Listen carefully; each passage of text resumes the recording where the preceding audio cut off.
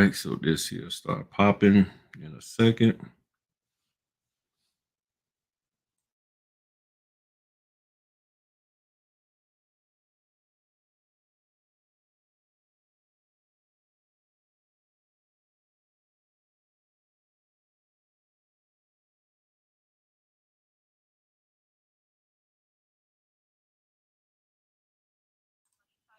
All right, party people. Y'all see it, y'all see it. I leave my house for 60. The world's best graphic to be on any t-shirt, any hat.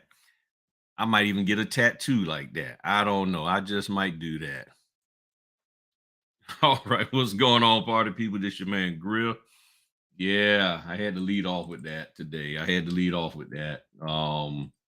So it's good to see all of y'all. I'm just getting my stuff together over here on the side. Get these little things together. All right. Sorry about that. Oh, and yes, I got my tea today. I got it today. So that way, ooh, that thing's still hot. Yeah, so I can keep my throat just right and lubricated and everything. So today we're gonna have ourselves a nice discussion. A wonderful young lady from North Carolina. I got, well, I don't know if I still have family down there because they all moved up to the DC area. But I had family down there in the Edenton, North Carolina area, which is way to the east from where she's at. But um, this young lady called me, hit me up, and we've been talking off and on for the last 2 days and having some great conversations.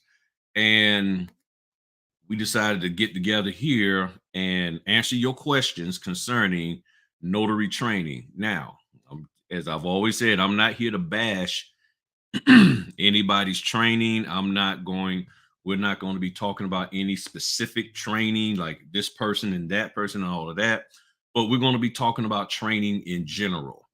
And the cool part about this broadcast is that I've had real estate agents, my tax person, I've had underwriters, um, but this is the first person that I've had that's also a notary trainer.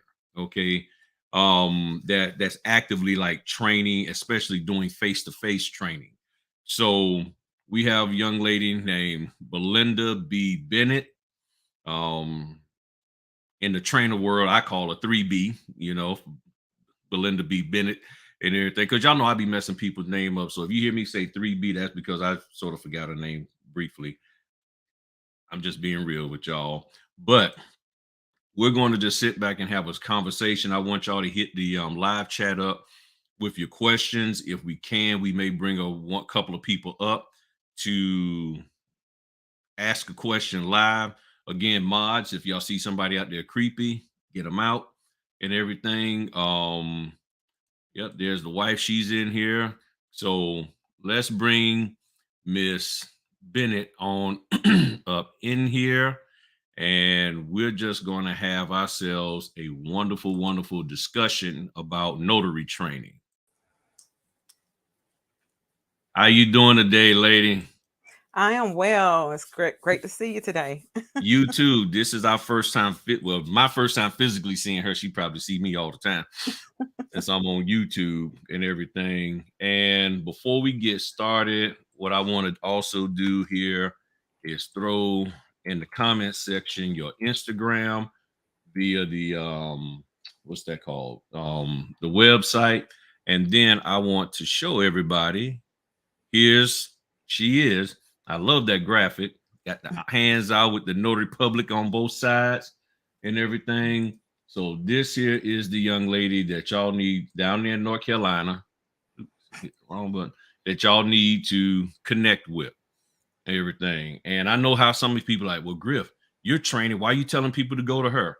Look, I want, I would love to see the type of training that I'm doing and she's doing in all 50 states because it needs to be there. And then that means it's more state specific is helping you. I've had people from North Carolina come up this way. So it doesn't hurt me that if somebody goes to her versus me, because as I've always said, and y'all know this is true about me, as long as you understand how to properly notarize those documents and you executing them for your client, the people who are paying you, I'm good. Right. I'm good and I can retire from training. You know what I'm saying?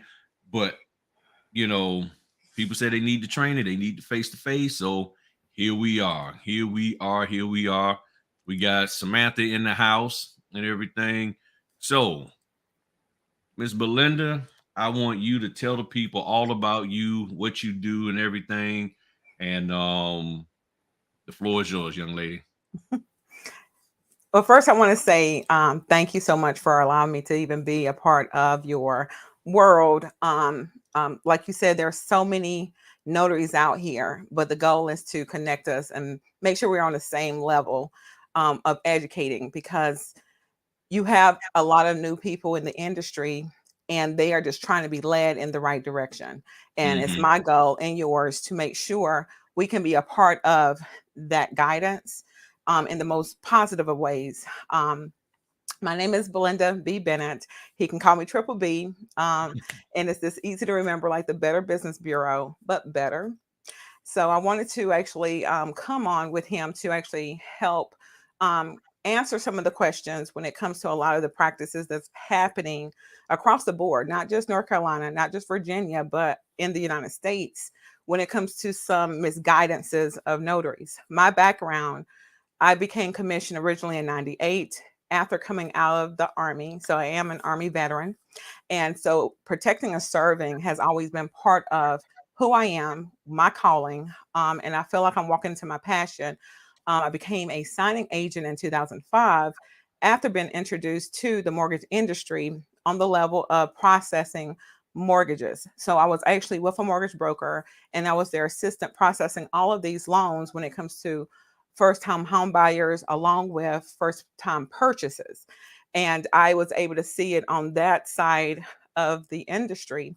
And then I was introduced to loan signings through a closing attorney that worked for the company and needed a notary because her paralegal was on vacation. After learning exactly what it took to perform as a signing agent, it was no different than being a notary. It was just the position that I was placed in that made a difference. And I realized I wanted to actually do more of it. So I actually did my due diligence. I took the proper trainings, I got the right certifications along with the insurances to make sure that I did everything the right way. And so when it comes to helping other notaries, the goal is to first remember, why did you become a notary in the first place? My um or I should say my journey, it started with me working at Department of Social Services, and with my job description, it needed me to be a notary public. So they paid for my class, they paid for my supplies, and therefore I was able to move in that area of being a notary. Now, I did not take it as seriously as I learned to later because it was just me doing exactly what my job told me to do. I did understand the basic laws, so I did make sure everything was done properly. It wasn't until um, around my second term where it became more significant and me actually learning more about what's happening, the violations I was hearing about, and a lot of things that was a little bit scary. And I feel that when we don't know some things, we get afraid. And when it comes to just thinking outside the box, sometimes again, it's very hard for us to comprehend that if we do not live that type of lifestyle where we're always, very safe and making sure that we're just staying within our parameters of what we understand. But if there's ever time that you want to question something, please do so. Challenge it just so you can make sure you're getting the right information. And so for me, in 2015, I did my recommissioning after the market crashed in 2007 through 2009. It was really, really bad for the industry. And we can now relate that same situation somewhat with the pandemic. It has changed the trajectory of a lot of things, right? And so you have now 2022, a lot of notaries are saying that the market is saturated with other notaries, that there's not enough work for signing agents. There's a whole lot of hoopla when it comes to what we don't have access to and what we do have access to. But the goal is for you to understand What is it that you're good at? What is it that you are passionate about? If you became a notary, I pray that you came into the industry because you really want to help those that need our services. We are protecting the public from forgery and fraud.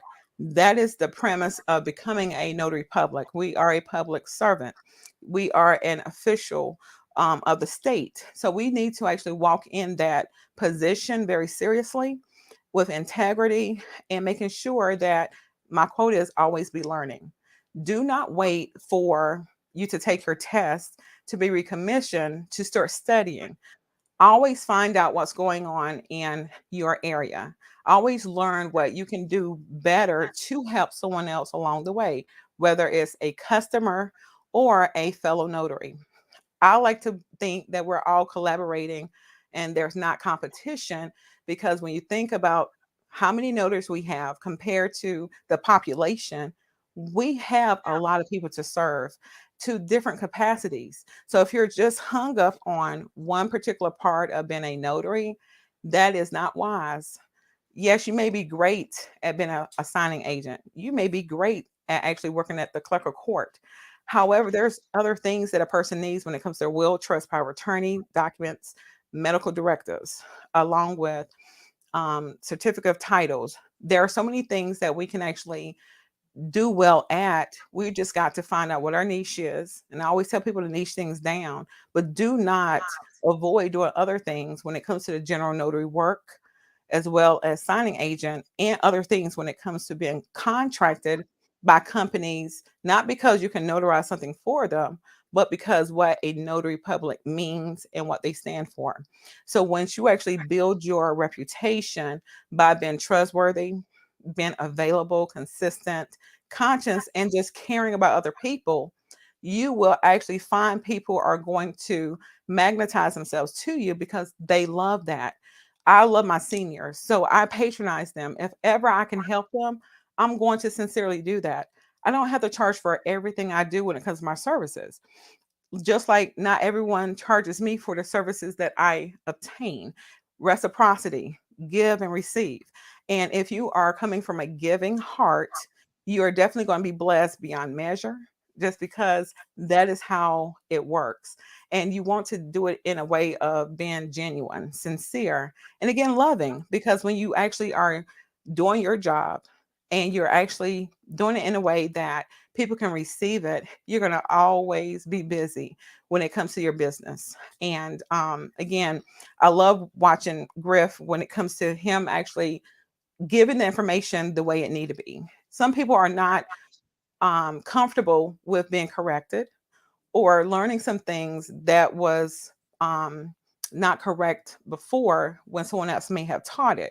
And that's okay. We're living in an imperfect world with imperfect people, and we make errors. But what I do say to anyone, when you actually make a mistake and you know that it is a mistake, correct it. It's okay for us to retract whatever it is that we may actually misspoke about, and just say, hey, I apologize. I realize incorrectly spoke about whatever it might be, and make peace with it, and then do your best to always do better going forward. But if you're in the world of or the mindset of just giving false information because you're wanting to get something out of it for a selfish reason, then that is a problem. And again, we're seeing this around everywhere. And my goal is to teach based on facts, because at the end of the day, we need to stick to what the law says based on what it is that our manuals have actually guided us to. But sometimes the manual don't have everything. So go to your general statutes. They're usually available online. It's a whole lot to read, but it's very beneficial, especially if you really want to educate yourself and really increase your knowledge as you're actually out there helping other people. That is correct. See that she's a female version of me. I'm the male version of her. um, and that's why me and her spent 2 days, not fully 2 days, but over the last couple of days, we've been talking because we connected. It's like, okay, wow, somebody's talking. Well, really, I think well, she's been doing this longer than me. So it's like, man, I'm talking.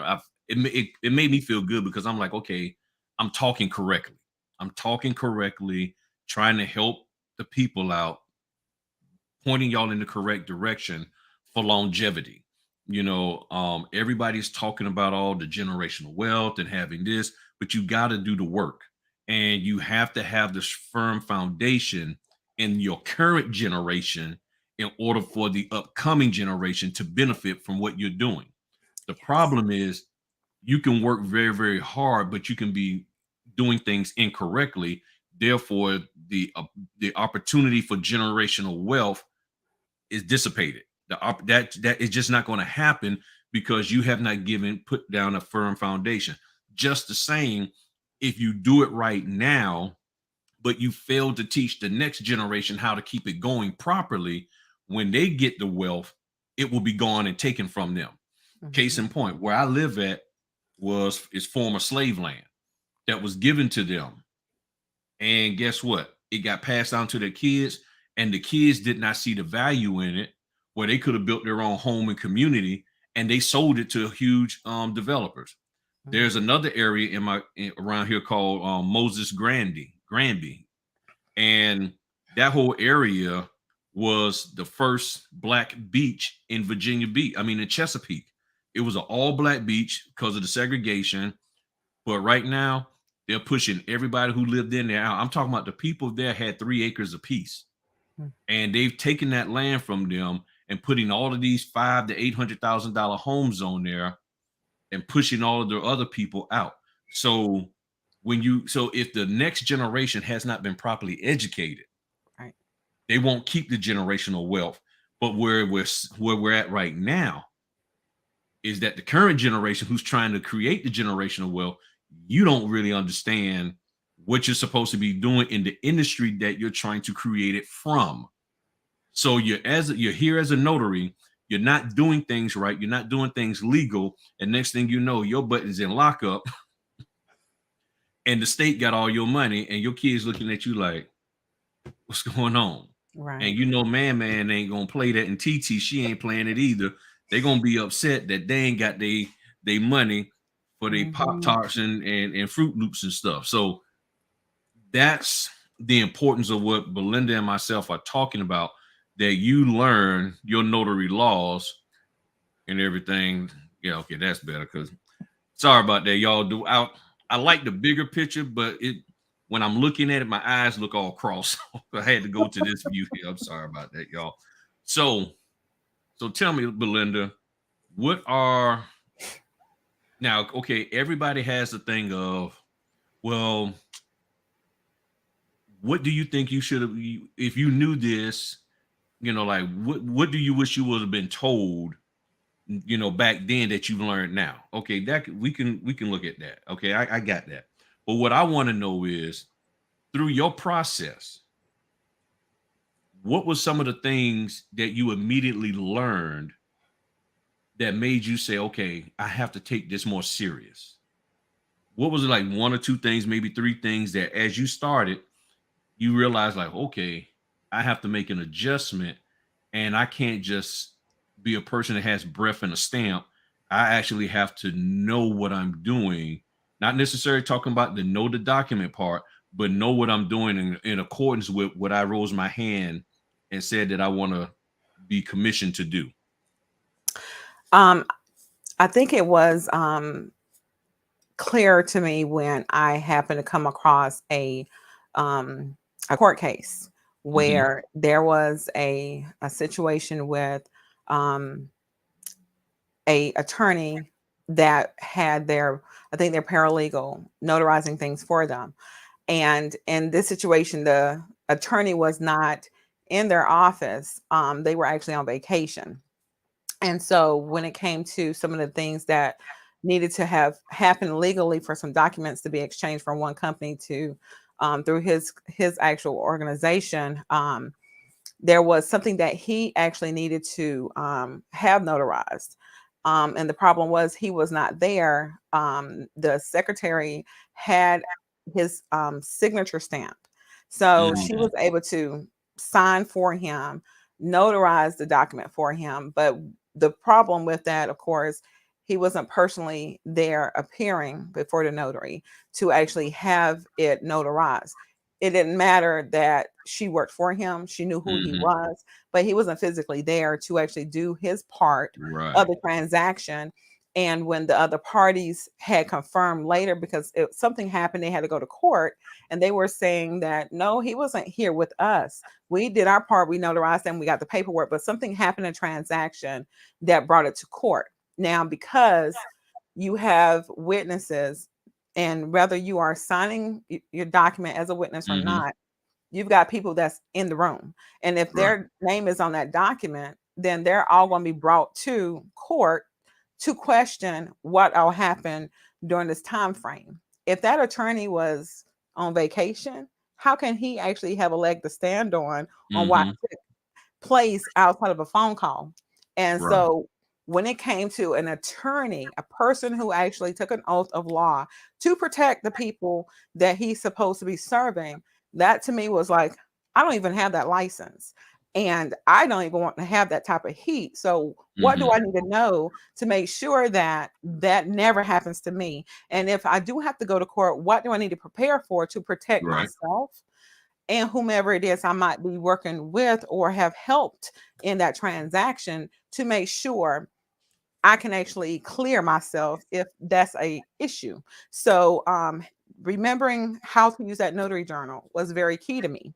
Writing down all the details that I could recall for whatever transaction it was, so that I can go back later if I needed to actually recall what the situation was. And again, to that paralegal, she didn't even have a journal, so it was a point of her not being able to recall everything. But I'm pretty sure she remembered because she did it. Right. So, it's like, again, if he wasn't here, who signed for him? And how did you notarize his signature if he wasn't there? Because again, the other parties that was part of this document, they knew he wasn't present. So, when it comes to situations like that, I just knew that if I'm going to do this for the long haul, let me learn as much as I possibly can so I can protect myself and those people that I'm serving. Man, that is excellent. And see, for me, the I guess the there was a signing that I was doing, and it was for somebody who was partially paralyzed, and they couldn't leave the house, but they probably could leave the house, but there was that embarrassment of leaving the house, having the handicap. And at that point, that's when I realized the importance of what we're doing because of who is serving. It's serving people who can't necessarily make it out and they need somebody to come help them. And I was like, okay, I need to make sure that I'm doing this stuff right because that same person needed money.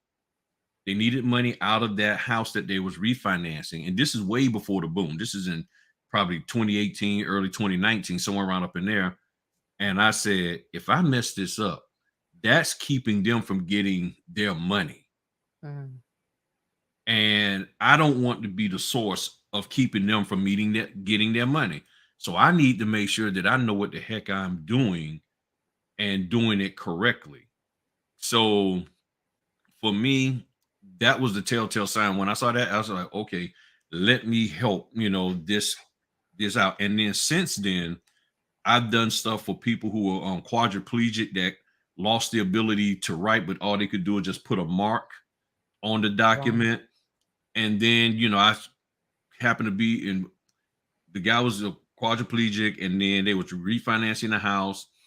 They didn't have a power of attorney, and I had to stay there for a while to make sure that all the documents got signed because every 4 pages that he signed, he had to take about a 5 or 10 minute break because it was that taxing on him. So of course it made me late for my next appointment, but I had to stay in there and get this done for them. Then probably 6, 7 months later, I found out he passed away.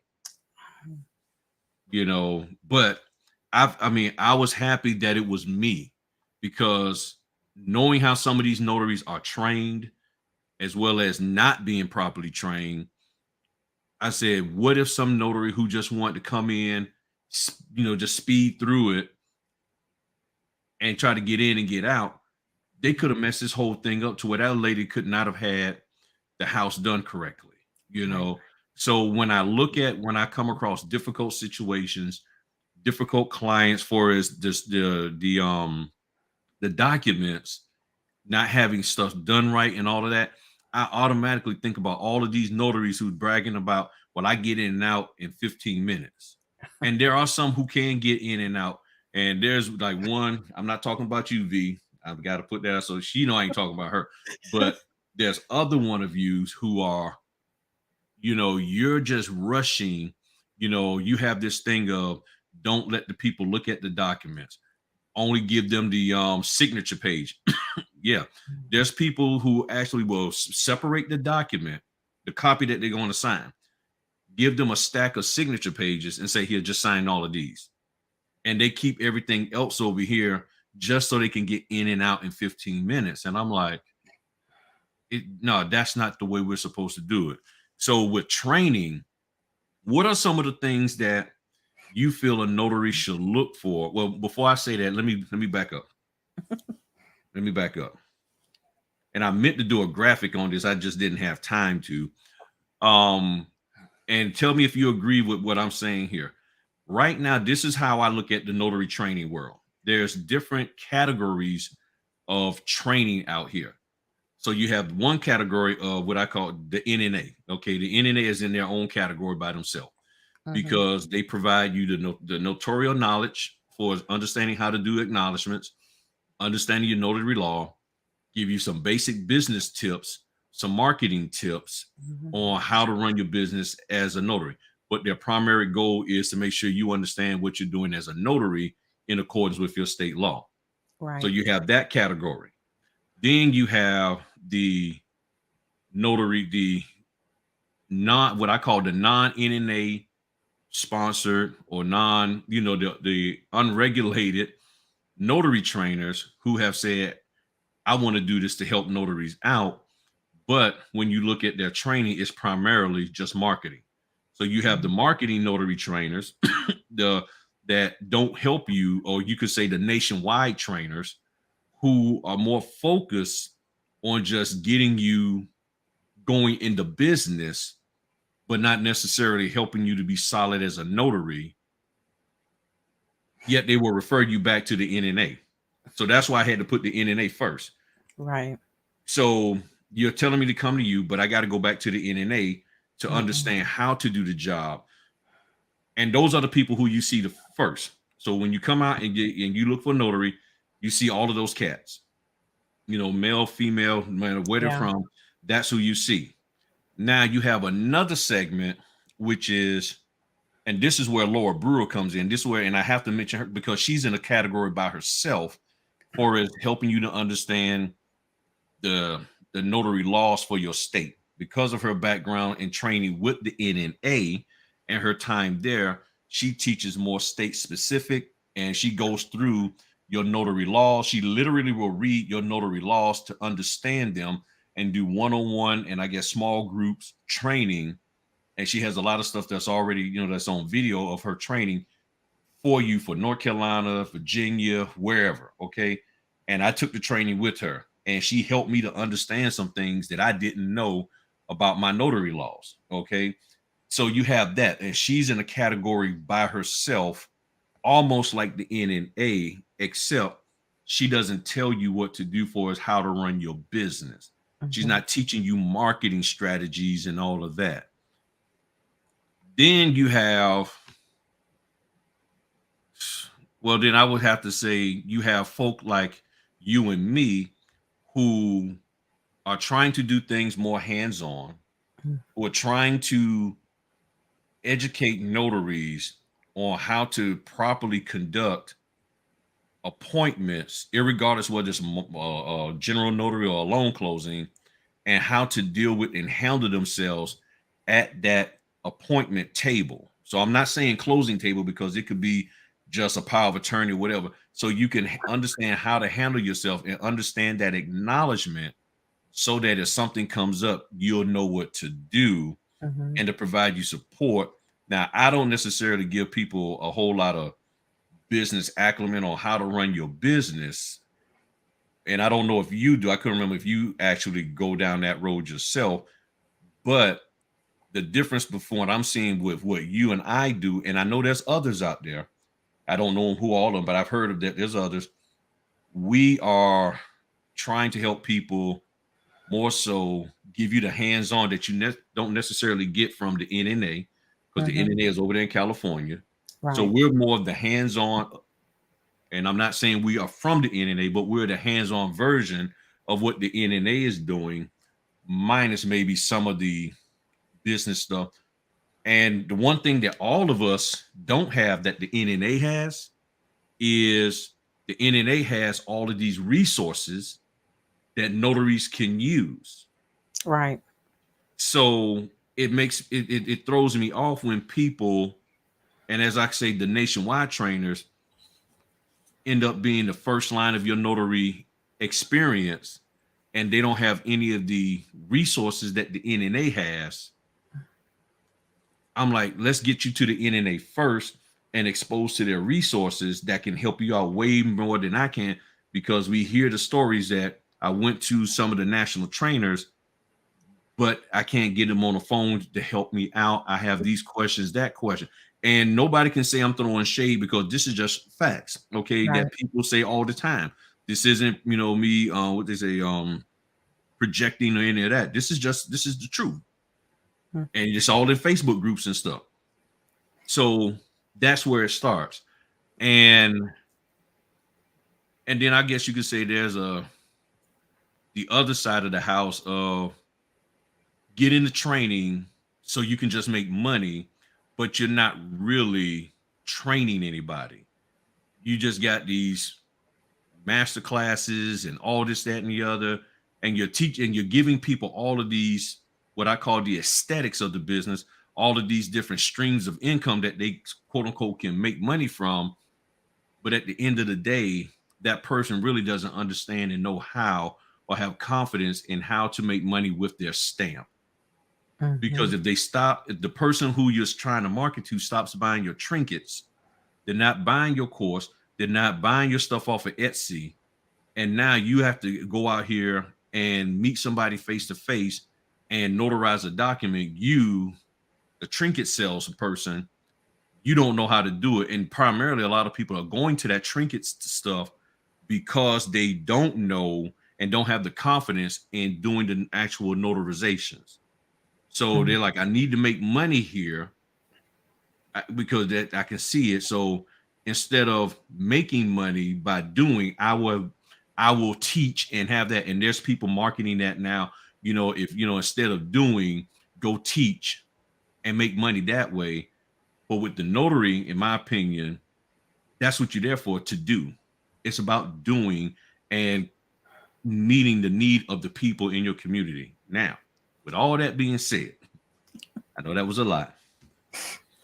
The question that I have for you is, what should people really look for when they're trying to find their path and their avenue in this notary business? It doesn't matter whether it's general notary work, because they're looking for somebody to train them, quote unquote, to mentor them. What are some of the things that you found that needs to be looked for? And it's probably qualities that you exude for yourself, so that people can have confidence that they're going to get what they need from you. That's a good question, Griff.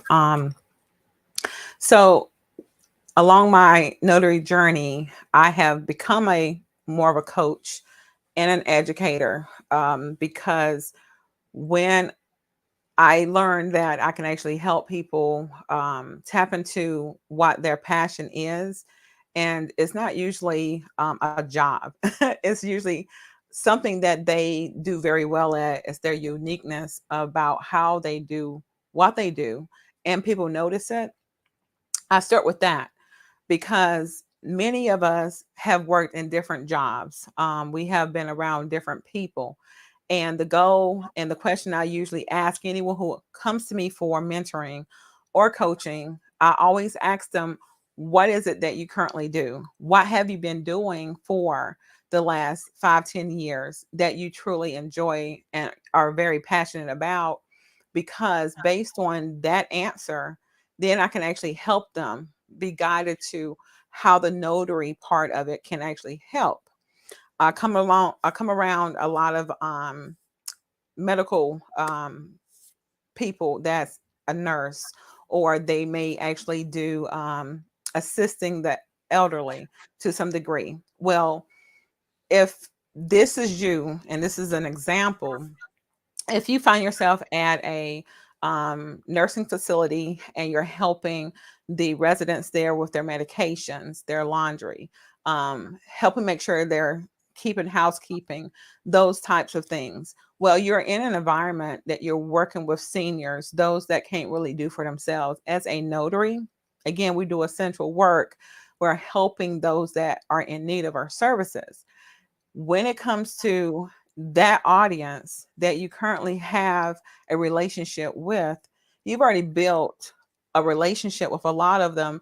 If you come and you say, "Hey, Miss Jane, I know it's 12 o'clock, you need to take your, your pill," and she's saying, "Hey, baby, how you doing?" You have a rapport with her, and she more than likely might need your services if she needs some important documents taken care of while she's in this facility.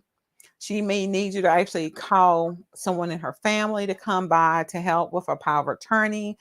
And just with that interaction of her knowing that you're not just a person that assists in that capacity, but you're also a notary, closed mouths don't get fed. So if you are a notary and you want people to know that you can notarize something for them, they need to hear that. They can't assume just because you went to a class, got your commission, that you are notary. You know this, but who else know this from you? So as you're having this interaction with Miss Jane, she can now say, "Hey, sweetheart, there's a notary that works here, so make sure you get Papa to get this taken care of." And she gives her your card. And again, just that small conversation helps broaden your reach in that moment. So, based on what it is that you're doing, what can a notary help someone around you in? And it's all about just thinking outside the box. Write down that list of all the people that are around you that you talk to, and make sure that they know what it is that you're doing. That is correct. And what I found that as a notary, and I've always asked people, especially when it comes to training, what is it that you're trying to get trained in?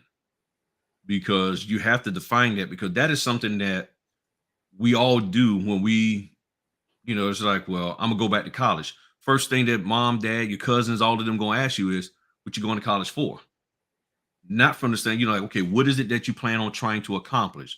So if you're going to go to college, what is it? What is your, like you say, your passion, your desire? What are you doing over here? Okay, so you're over here as a project manager? Are you going to get a degree in project management? Mhm. Or is there something else? So when you say I need training of any sort, you have to define what that training is supposed to do for you, which means you need to have a goal. What I'm seeing constantly here is, okay. What I see constantly here is that notaries, or people coming into the notary world, rather than say, okay, define it themselves, they're like, okay, well, since I'm here in your world, you teach me. And they put and they want to put it all on the notary trainer. Mhm. But here's the problem: you're not listening to the trainer, because the trainers are saying, this is where I'm limited at. I'm only going to teach you this. All you're going to get out of me is Google My Business. All you're going to get out of me is Canva. All you're going to get out of me is positive thinking. All you're going to get out of me is marketing. And once you come into that and you spend whatever money that they said that you should pay, you then realize that when I have that notarial acknowledgement, when I get that first assignment, none of what they taught me prepared me for what I have to do. Right. It got me geared up to market to get the business, but it did not really help me to keep the business. And giving donuts, cookies, and doing extra work and faxing for Mhm. them and all of that is not what helps keep you in there. Because I'm gonna tell you now, you can be the best faxer, you can run stuff to the courthouse for them and all of that. But when that title office or when that lender says, you know what? Shaquan, what is wrong with him? Why can't he stamp the thing where the stamp is clear? Why every document got 5 and 6 stamps? I mean, can he not stamp, legibly? What is wrong with him? Mhm. Why does he keep missing dates? Why is this wrong? Why is that wrong? We keep sending people out. So after a while, they're going to deal with you or not deal with you because of your inability to do what you're commissioned to do. So when you're talking about, I want training, I want somebody to help me, I want somebody to mentor me, you got to set a goal. And I've done videos on this infinitum. You got to set a goal and say, okay, well, this is what I want. And in my opinion, you need to hold that trainer accountable for doing it, because he wants you to share with the trainer who you are and what you're trying to accomplish. And that trainer says, I got you. Mhm. Now it's an agreement between you and that trainer to make it happen. And the trainer should have the leeway to get on you if you're not doing your part, and you should have the leeway to get on them if they're not doing their part. The problem is nobody wants accountability. Some trainers out here do not want the accountability of being told that you need to make sure that those you're training understand how to notarize. Well, I ain't trying to teach them that. I'm just trying to show them how to market the business. But you're trying to teach them how to market themselves to get more work that requires them to notarize. It's not Right. like I'm a notary and I'm marketing so that when I come there, I'm giving you these donuts and bottles of water, and that's what you're paying me for. No, you market it yourself because you say you can use your stamp to notarize these documents. And especially if you're the only trainer that they've gone to, Mhm. and you've corralled them into your little world, but you're not ensuring that they're, and again, some of these people are like, well, it's not embarrassing to me because, hey, I'm just within this little box here. That's on them. But to me, as an adult, as somebody who's supposed to be in this family of notary business, we supposed to be looking out for each other. And it makes us look bad. Here's what makes us look bad: when notaries can't notarize, because then what happens? We get 15 pages of instructions on how to notarize a document from the title company or the signing company. And we shouldn't see that. Mhm. We really shouldn't see that. So you need to define that, and then you need to also follow through. And I agree with the people who are trainers. They say, well, Griff, that's on them if they don't follow through.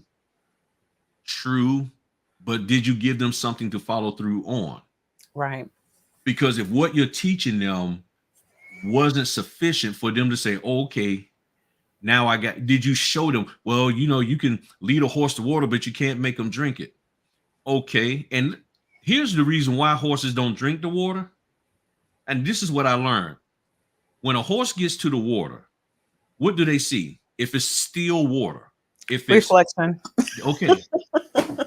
So what do you have to do? What's the best way you stick your hand in the water and you break the reflection up? Mhm. You create disturbance. That's what I do with my training. We talked about stuff I do.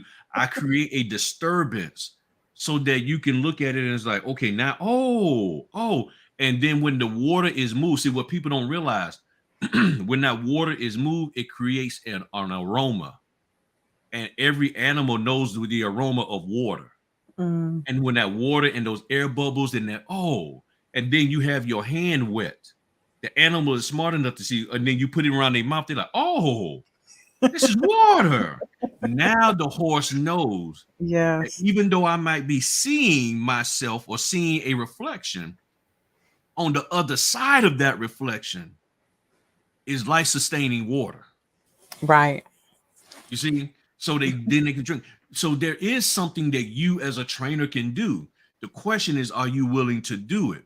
Do you know how to stir it up just right? Do you know how to lead a person? That's why I said there's people out here who are very, very good at regurgitating information that they've acquired in their brain over a certain period of time, but they're not that great at teaching people and Mhm. recognizing different ways to get a person to understand the information. They're not good at communicating. They're not good at understanding how to say things. And a lot of the training, in my opinion, and this is just not only just in notary but others, It's look, I did this. You need to do the same and you'll be successful. Okay. The problem is my left hand don't work because all I see you doing is you're opening it with your left hand. So my brain says, okay, so you turned the bottle cap with your left hand. That made you successful. Problem is, I got a weak left hand, so I guess I can't be successful. It's too one dimensional. You, as a trainer, got to recognize, okay, here's how you can do it with your other hand. Hold the bottle in between your legs. Use your good strong hand. You see what I'm saying? Now you showing them another way of getting something that they need, but it's a different app. Which means what?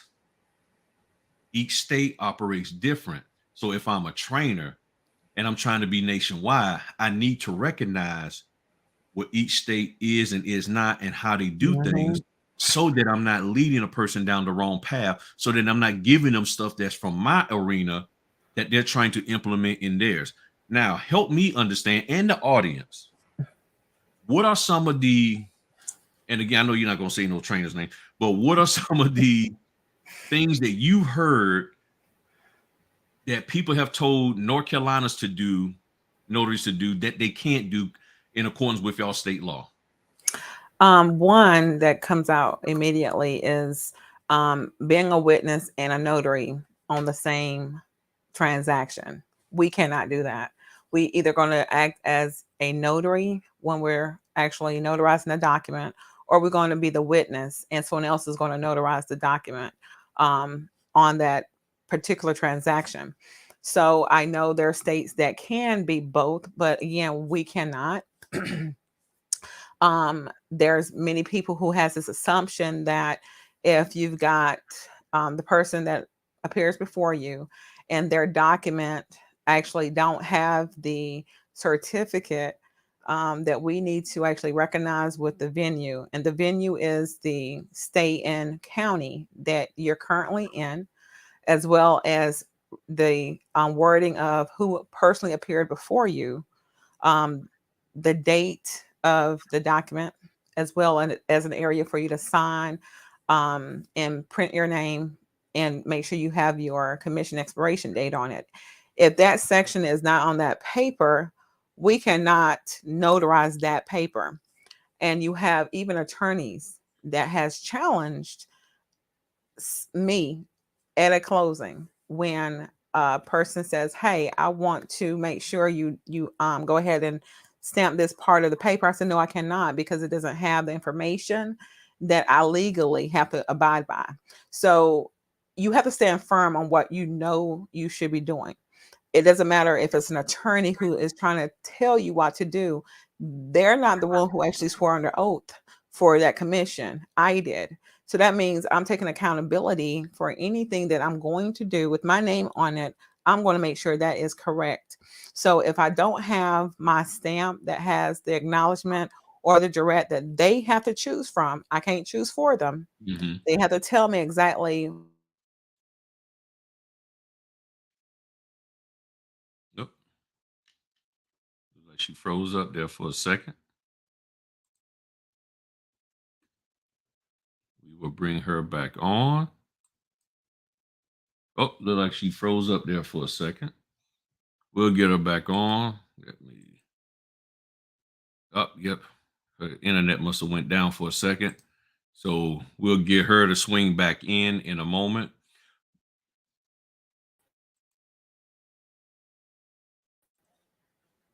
Up there we go. Okay.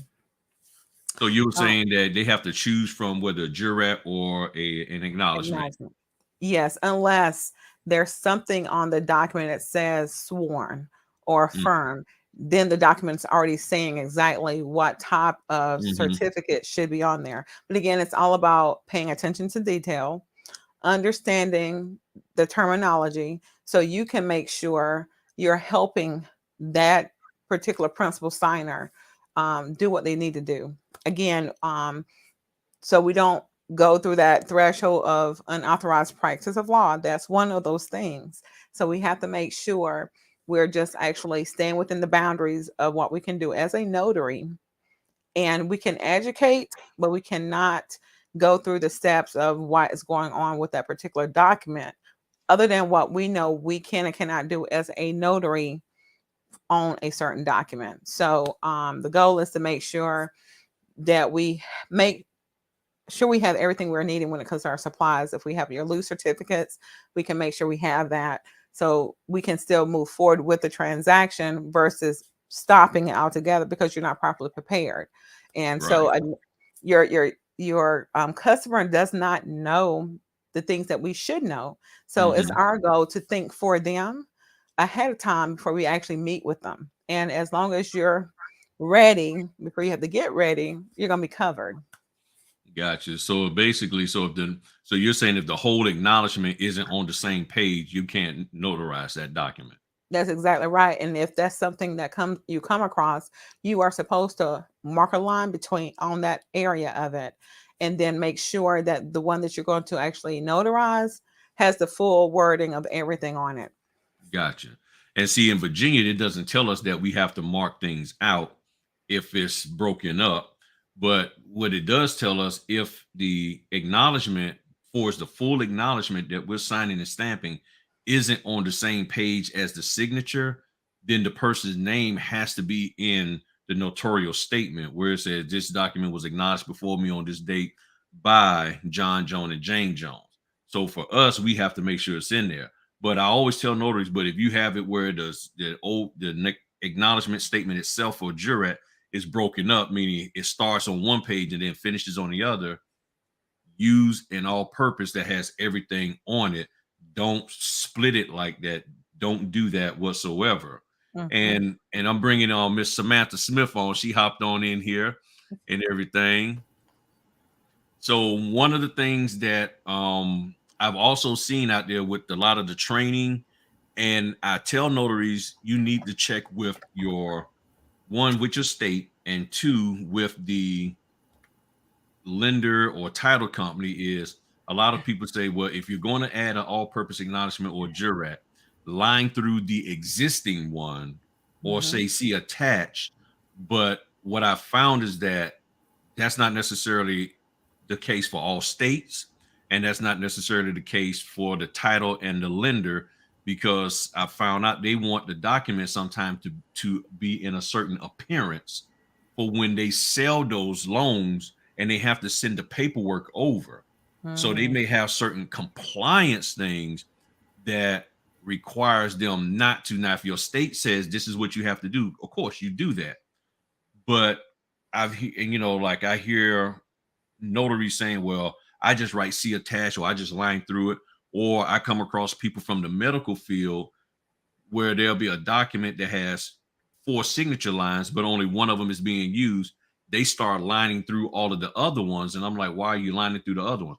Well, that's what I do as a nurse, because we're not supposed to. And I'm like, but you're not a nurse right now.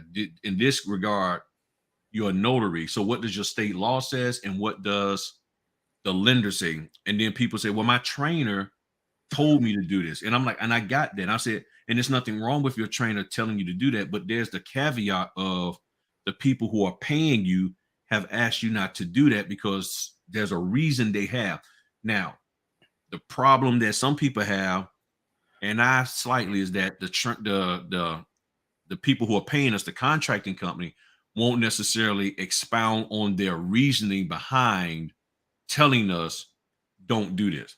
And their mindset is, I'm paying you to do this, so you ain't got to worry about why I'm telling you not to, just don't do Mhm.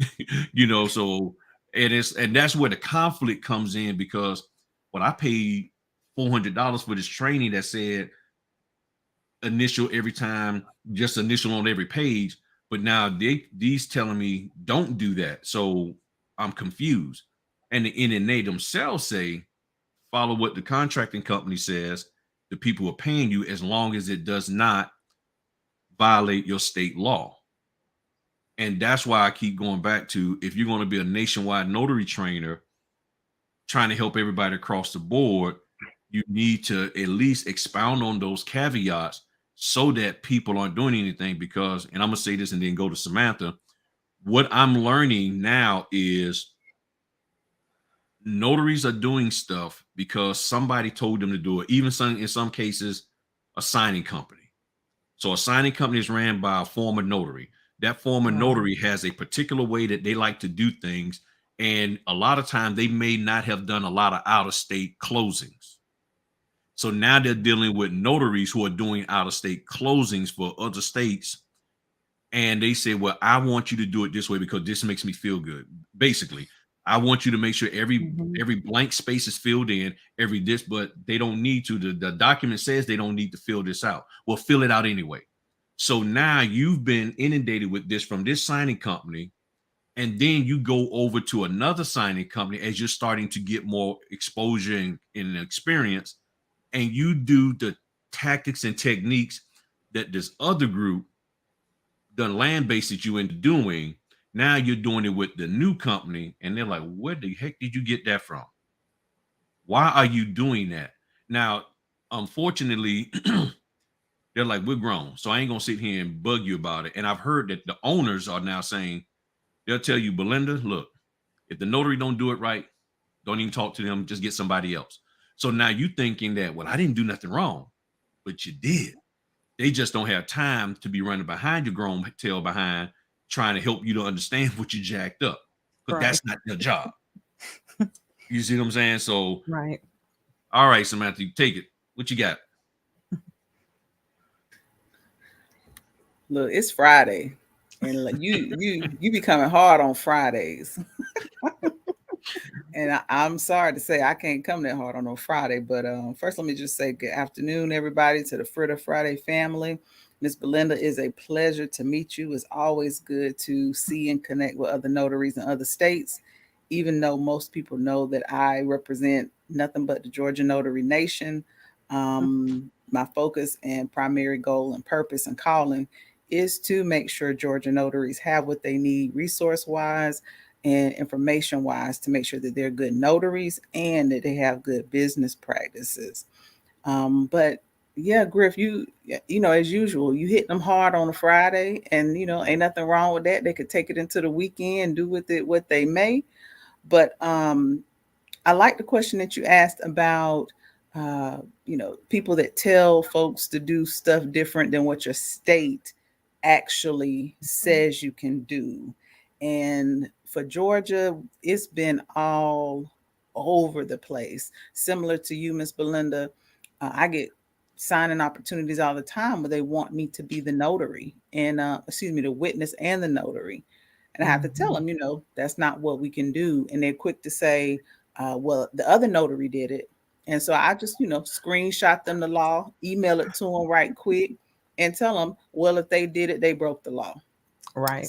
Some have chosen to continue to work with me, and some don't call me anymore. And guess what? That's fine. But what's unfortunate, I think, in the training piece of it and getting notaries to do things that go against their laws is the fact that at the end of the day, it's the notary that's going to go to jail. It's not the signing company. It's not your trainer. If everybody on this call went and picked up their notary handbook, just go get your notary handbook if you don't have it near you. Mine is up on my table up here somewhere. But I can promise you on the first page of your handbook, it probably says something to the effect, and I'm not an attorney, so I'm not trying to quote any legalese, but it probably says you are responsible for learning these laws and applying them appropriately. And the fact that that book is just guidance for you. You are still responsible and accountable for everything that goes on as you now are commissioned by your state and you wielding this stamp and you going around doing these real estate closings and all this other kind of stuff. So it's just important to know that no matter what training you get, I've seen it upwards of $1,000 all the way down to $59 per session.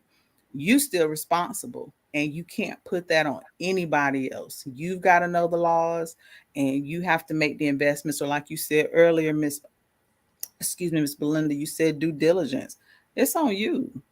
And if you're going to come into this industry, whether you want to be successful as a trainer, successful as a mentor, successful as a influencer, whatever, you still got to know what you're talking about. You still got to know your laws. Exactly. So, Miss Belinda, so for you, when you have a new notary come to you for training, what are some of the things? And I mean, it could be multiple. I mean, I know it's multiple things, but what are some of the key factors that you really? I know the law, but are there any other key factors that you really try to drive home to the notary, the new notary that's coming in that needs help? Because I believe North Carolina does training, right? The state does training, if I'm not mistaken, or have a class It's at that a y'all have state to go level. through. Right. So you have that, and then they come to you because they probably still feel a little unsure, not confident. So what are some of the things that you try to do to help them to know that they have it already within them? They just need to let it come out and walk in it. But that's one of the things that I'm trying to get people to do is at this point of our existence on this earth, especially if you're 35 and older, not trying to dish y'all younger folk, but 35 and older, you've accomplished certain things confidently, but now we come into the notary and we want to be handheld. So what are some of the things you try to help them to do to say that, okay, I'm not going to hold your hand. I might hold your pinky, but you can do this. What's some of the things you help them with? How do you go about doing that? So I focus on confidence building because, like you said, if they've actually went through the class, and with North Carolina, you do have to go through a community college that is regulated by the Secretary of State, and we don't have independent schools. So when it comes to the guide, from the time that I started in 98, there's a lot of information that has been abstracted. So when it comes to images of what a lot of documents look like, these notaries that are now coming into the business, they don't see those same images. And it's from like the MVR forms, which is motor vehicle records, which is the certificate of title. That is a popular document when people are selling their vehicles, and they get tripped up on it because they don't know what one looks like. However, we do have Google. So I tell people, our notaries, refer to the things that you have access to. Google some of this information so you can have some understanding of what the document looks like. Because if I'm going through a training, I'm going to show you an image. I am going to go over the things that's on the image to actually go line by line, where you will see what the principal signer needs to complete, and then what you are responsible for as the notary. And when it comes to educating them, it's finding out what is it that you're unsure about. What is it that you feel like you're delaying yourself from moving forward? What is that? Because I don't want to assume, because I have a whole lot of information and I want to make sure it's pertaining to their situation without me giving them too much and they're not ready to receive all of that. So it's all Right. about finding where they are and taking it bite by bite, so I can actually really do help them on the level of what they're needing. But they have to talk about it. They have to let me know. I don't want to guess. You come Mhm. to me. Why did you come to me? Did you go to the class? You had to get to the class to even get the commission. So what Gotcha. part of it that is in your guide that you don't understand? Because you go chapter by chapter, and I tell notaries and I encourage them, please read your book every day when you first get your commission, because a 6.5 hour class is not Right. going to help you retain all the information in that setting when you pass the class. Even though we have a 5-year term, you don't have to be recommissioned for 5 years, but within that 5-year gap, what are you doing to help yourself stay on top of the information? You have to practice and execute to become better. And it's not going to come to you. You got to find it. If you don't see it in this guide, again, there's resources, there's Google, there's the library, and there's me. If you went through all those provisions and you still feel like you are stuck, then we can actually have a conversation and get more in depth to what the problem is, so I can help resolve it. Because I'm all about resolutions. And if you're coming to me, my prayer is I can actually help you find the Mhm. resolution to whatever that is so you can move forward and be your best self. Yeah, that's excellent because that's I started focusing on what you were saying about identifying what the area is that you're having issues with Mhm. when I started doing loan closings with the signers, because they would always say, I don't understand what they're saying in this document. So then I might have to give the loan officer a call or the title company. And I learned real quickly, they didn't want a whole diatribe of. So I started having this question. I tell notaries all the time, and I put it out here. When you're stuck on something with the signer and you have to call somebody, before you call them, you ask the signer simply this: tell me what you don't understand.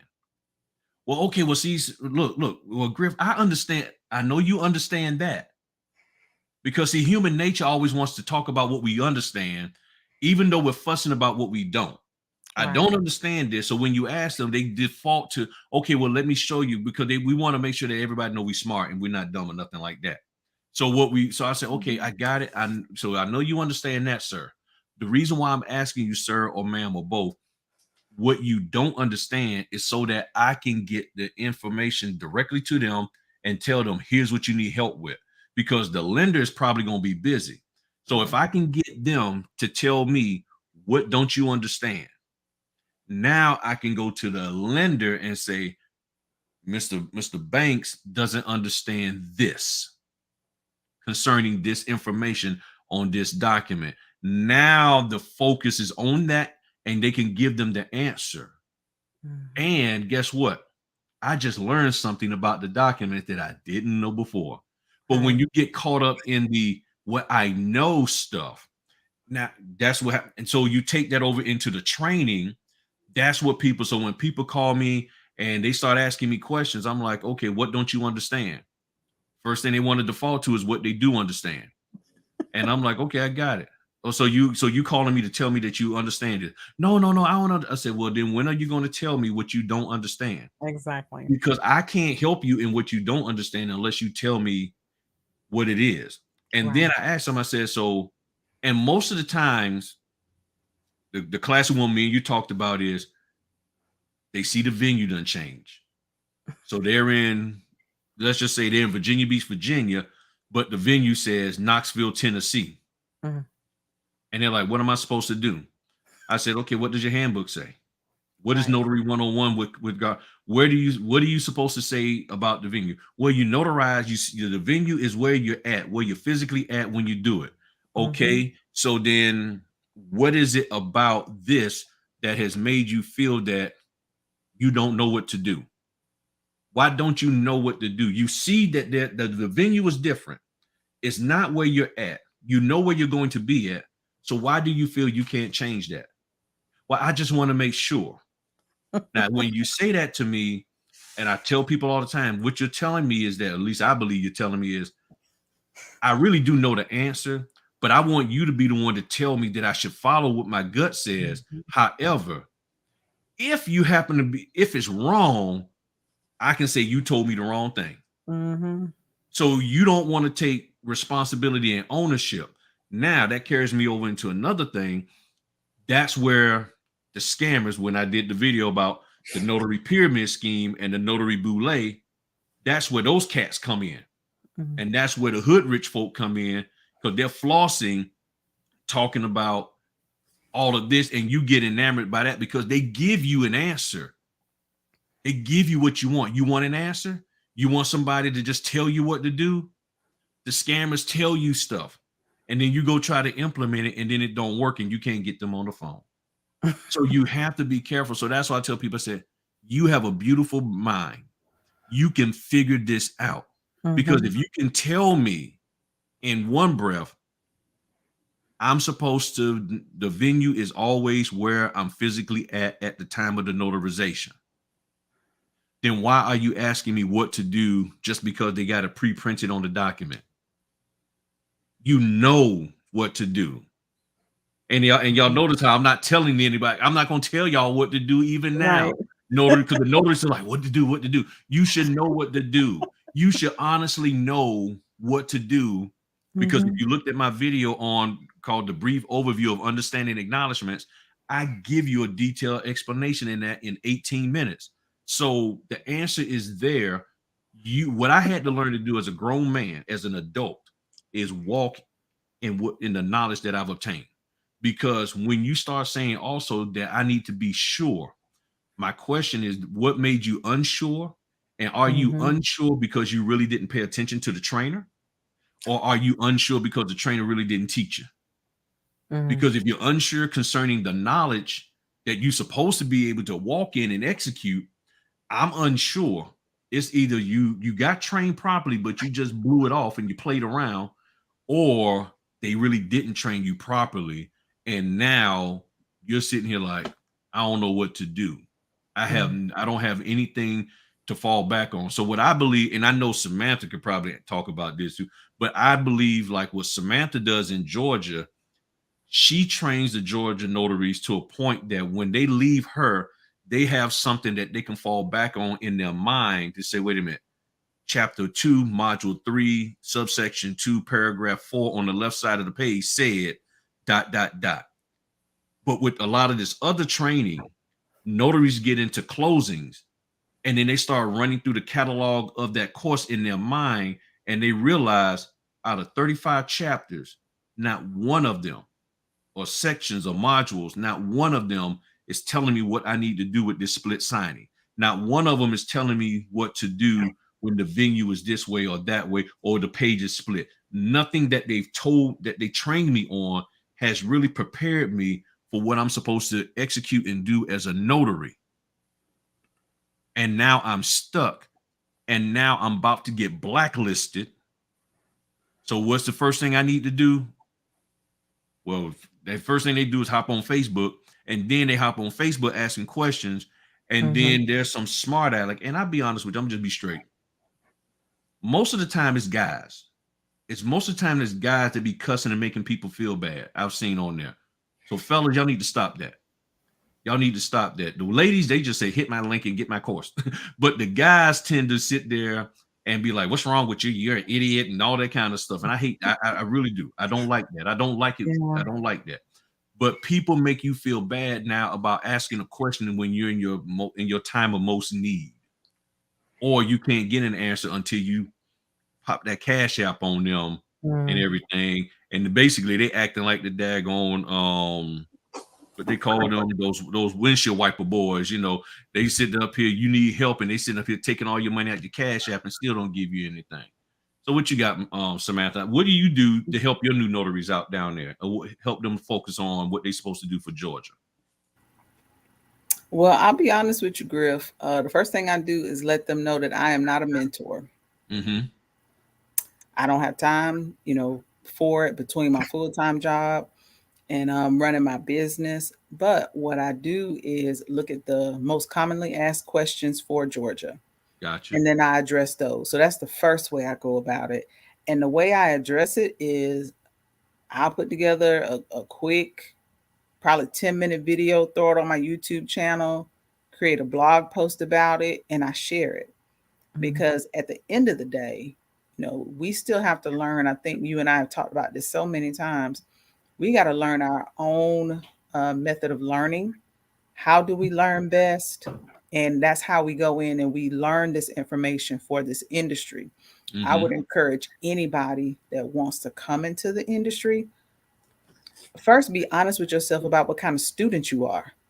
If you kind of slid through high school and you didn't study and you didn't do this, you didn't do that, you're probably not going to be, as quick on the draw with this stuff, because now we're talking about Latin words and the legalese and all this other stuff. So you're going to have to really stop and understand how you learn as a student. And a lot of the stuff I say is not sexy.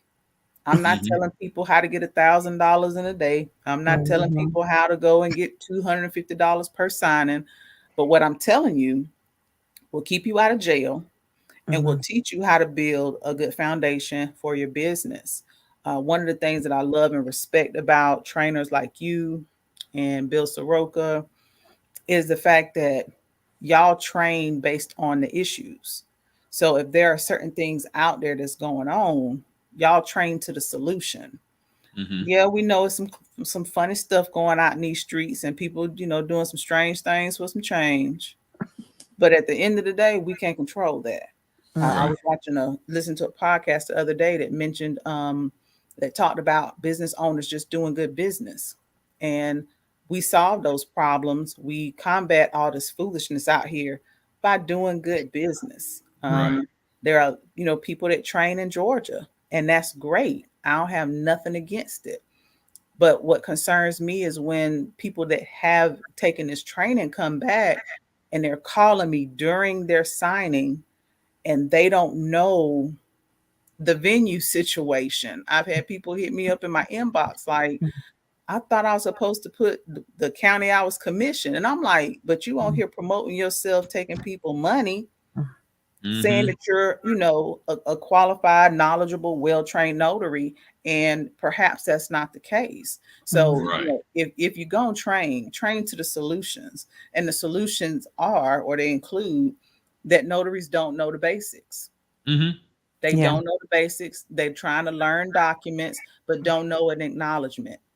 They trying to learn, selling techniques or whatever, but you don't even know how to put the ink back in your stamp when it's time to refill that bad boy, because you're not supposed to put a broken stamp, a faded stamp on a document, or they stamping upside down and sending them packages back, and you're not supposed to be stamping up. I mean, just, small, crazy stuff. So, again, I make it very clear. I'm not a mentor. I'm not a trainer, but I do put out good, solid information, law-based information as it comes out, about Georgia.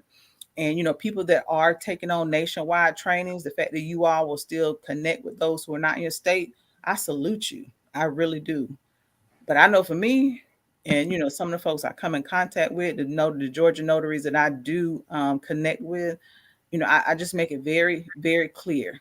I don't add a bunch of stuff at the beginning of the, presentations. I don't, Right. me, you got a good hour with me. That's it. I can't, do all that extra stuff. But, at the end of the day, if how you learn is the real issue, then that's something you got to tackle. Like I can't do nothing else outside of that. You got to know how you learn the information. And me and Belinda was talking about this, and I've also mentioned it once or twice on the channel. What I've learned over the years is that a lot of people, they do have learning difficulties. There are people who may have had some traumatic brain injuries, some developmental delays, and other things that has prohibited them from being able to just learn.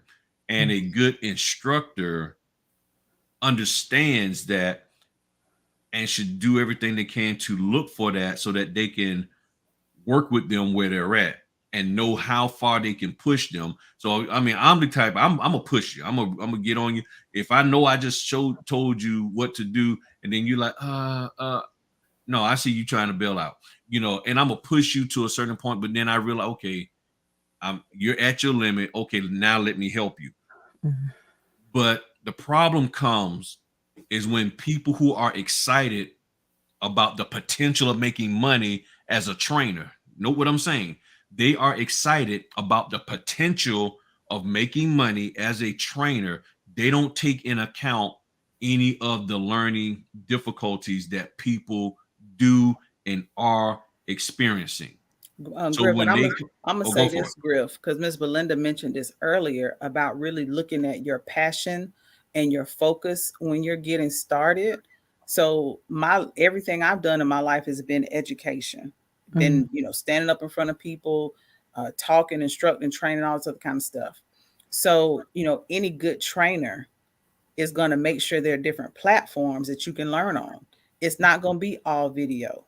And I know coming out of the pandemic, we really couldn't help that, but it's not going to be all video. Griff came out the pandemic strong with face-to-face training. Like, people were still masked up. I know you still have people masked up that come and see you, but he knew the importance of the hands-on piece. I know I'm a horrible online learner. I could watch a video 12 times and be like, what is this? I'm a face-to-face person. I especially anything dealing with numbers. I want to be, in the room with the teacher. And I'm just, I'm an old lady too. So that's just what I'm used to. And so, that's important. So for those who, and I think Griff mentioned pandemic notaries. Well, we got pandemic trainers too. Yeah. And all they're doing is putting a bunch of recordings on Zoom and saying, boom, $499.97. And people paying it to get a bunch of poorly made videos and unedited attachments and PDFs. And you can't learn that way. That's not how you've ever learned. So paying attention to how you learn is going to be important too. And if you're going to train, give people more than just a bunch of videos to watch. Right. Yeah. And you have to be mindful because, I mean, when you start seeing people and they're constantly just pushing to train. Look, if your training is good, and I'm just being real, if your training is going to stand on its own, amen. You don't have to do gimmicks. And that's one of the things that I learned when I took a course in business. It said when you start seeing people using a whole bunch of gimmicks, that's a problem, just to get you, because it's like, oh, that's for me. Okay, thank you. You can just leave it there. Okay. Okay, thank you, son. You have to, you gotta open your mind on understanding so that people can learn. And when you see people with this glazed over look, I said it over and over again, and I know people are gonna be like, "Well, you talking about me?" Yes, I am. You cannot be having training in the club, certain restaurants, at certain times of the day, all of that. That's why when I do my notary success, I have a afternoon class and I have a morning class. And guess what? I got more people rolling up on Sunday morning than any other class. And I'm surprised. I'm talking about people coming from Jersey, North Carolina, Northern Virginia to be there at 8 a.m. on a Sunday morning. I threw it out there thinking that, okay, well, ain't nobody going to pick it up. So I still be laid back, sleep. Shoot. Them folk be like, 8 o'clock Sunday morning, I'll be there. And I'm like, dedication. Mm-hmm. I'm like, okay. I was like, all right, look, your pastor get on you for missing Sunday service. And but you know what, Griff? You said it before. Too many people got into, well, not say two, but so many people got into the notary industry during the pandemic. They made investments. You best believe now that the world done open back up and there's some face-to-face training somewhere, they gonna be there. Like that just really shows you who was serious about that investment and who needed, that extra bit of support that they knew was coming from a solid place. They got to make good on this investment now. Oh, good on. And just like Griff, I actually do that in person because that's how I learn. That's how I'm a visual learner. And to his point of people who identify with having a learning difficulty, it can be identified as learning disorder. And I suffered from that as a kid that I learned when I was an adult because my child suffered from it too. And thankfully, we were able to get the right physician to actually do an assessment to find why he was delayed in certain things because he could receive information verbally, but it was not the same when he read it. So we were able to make provisions early enough for him to be more successful in school.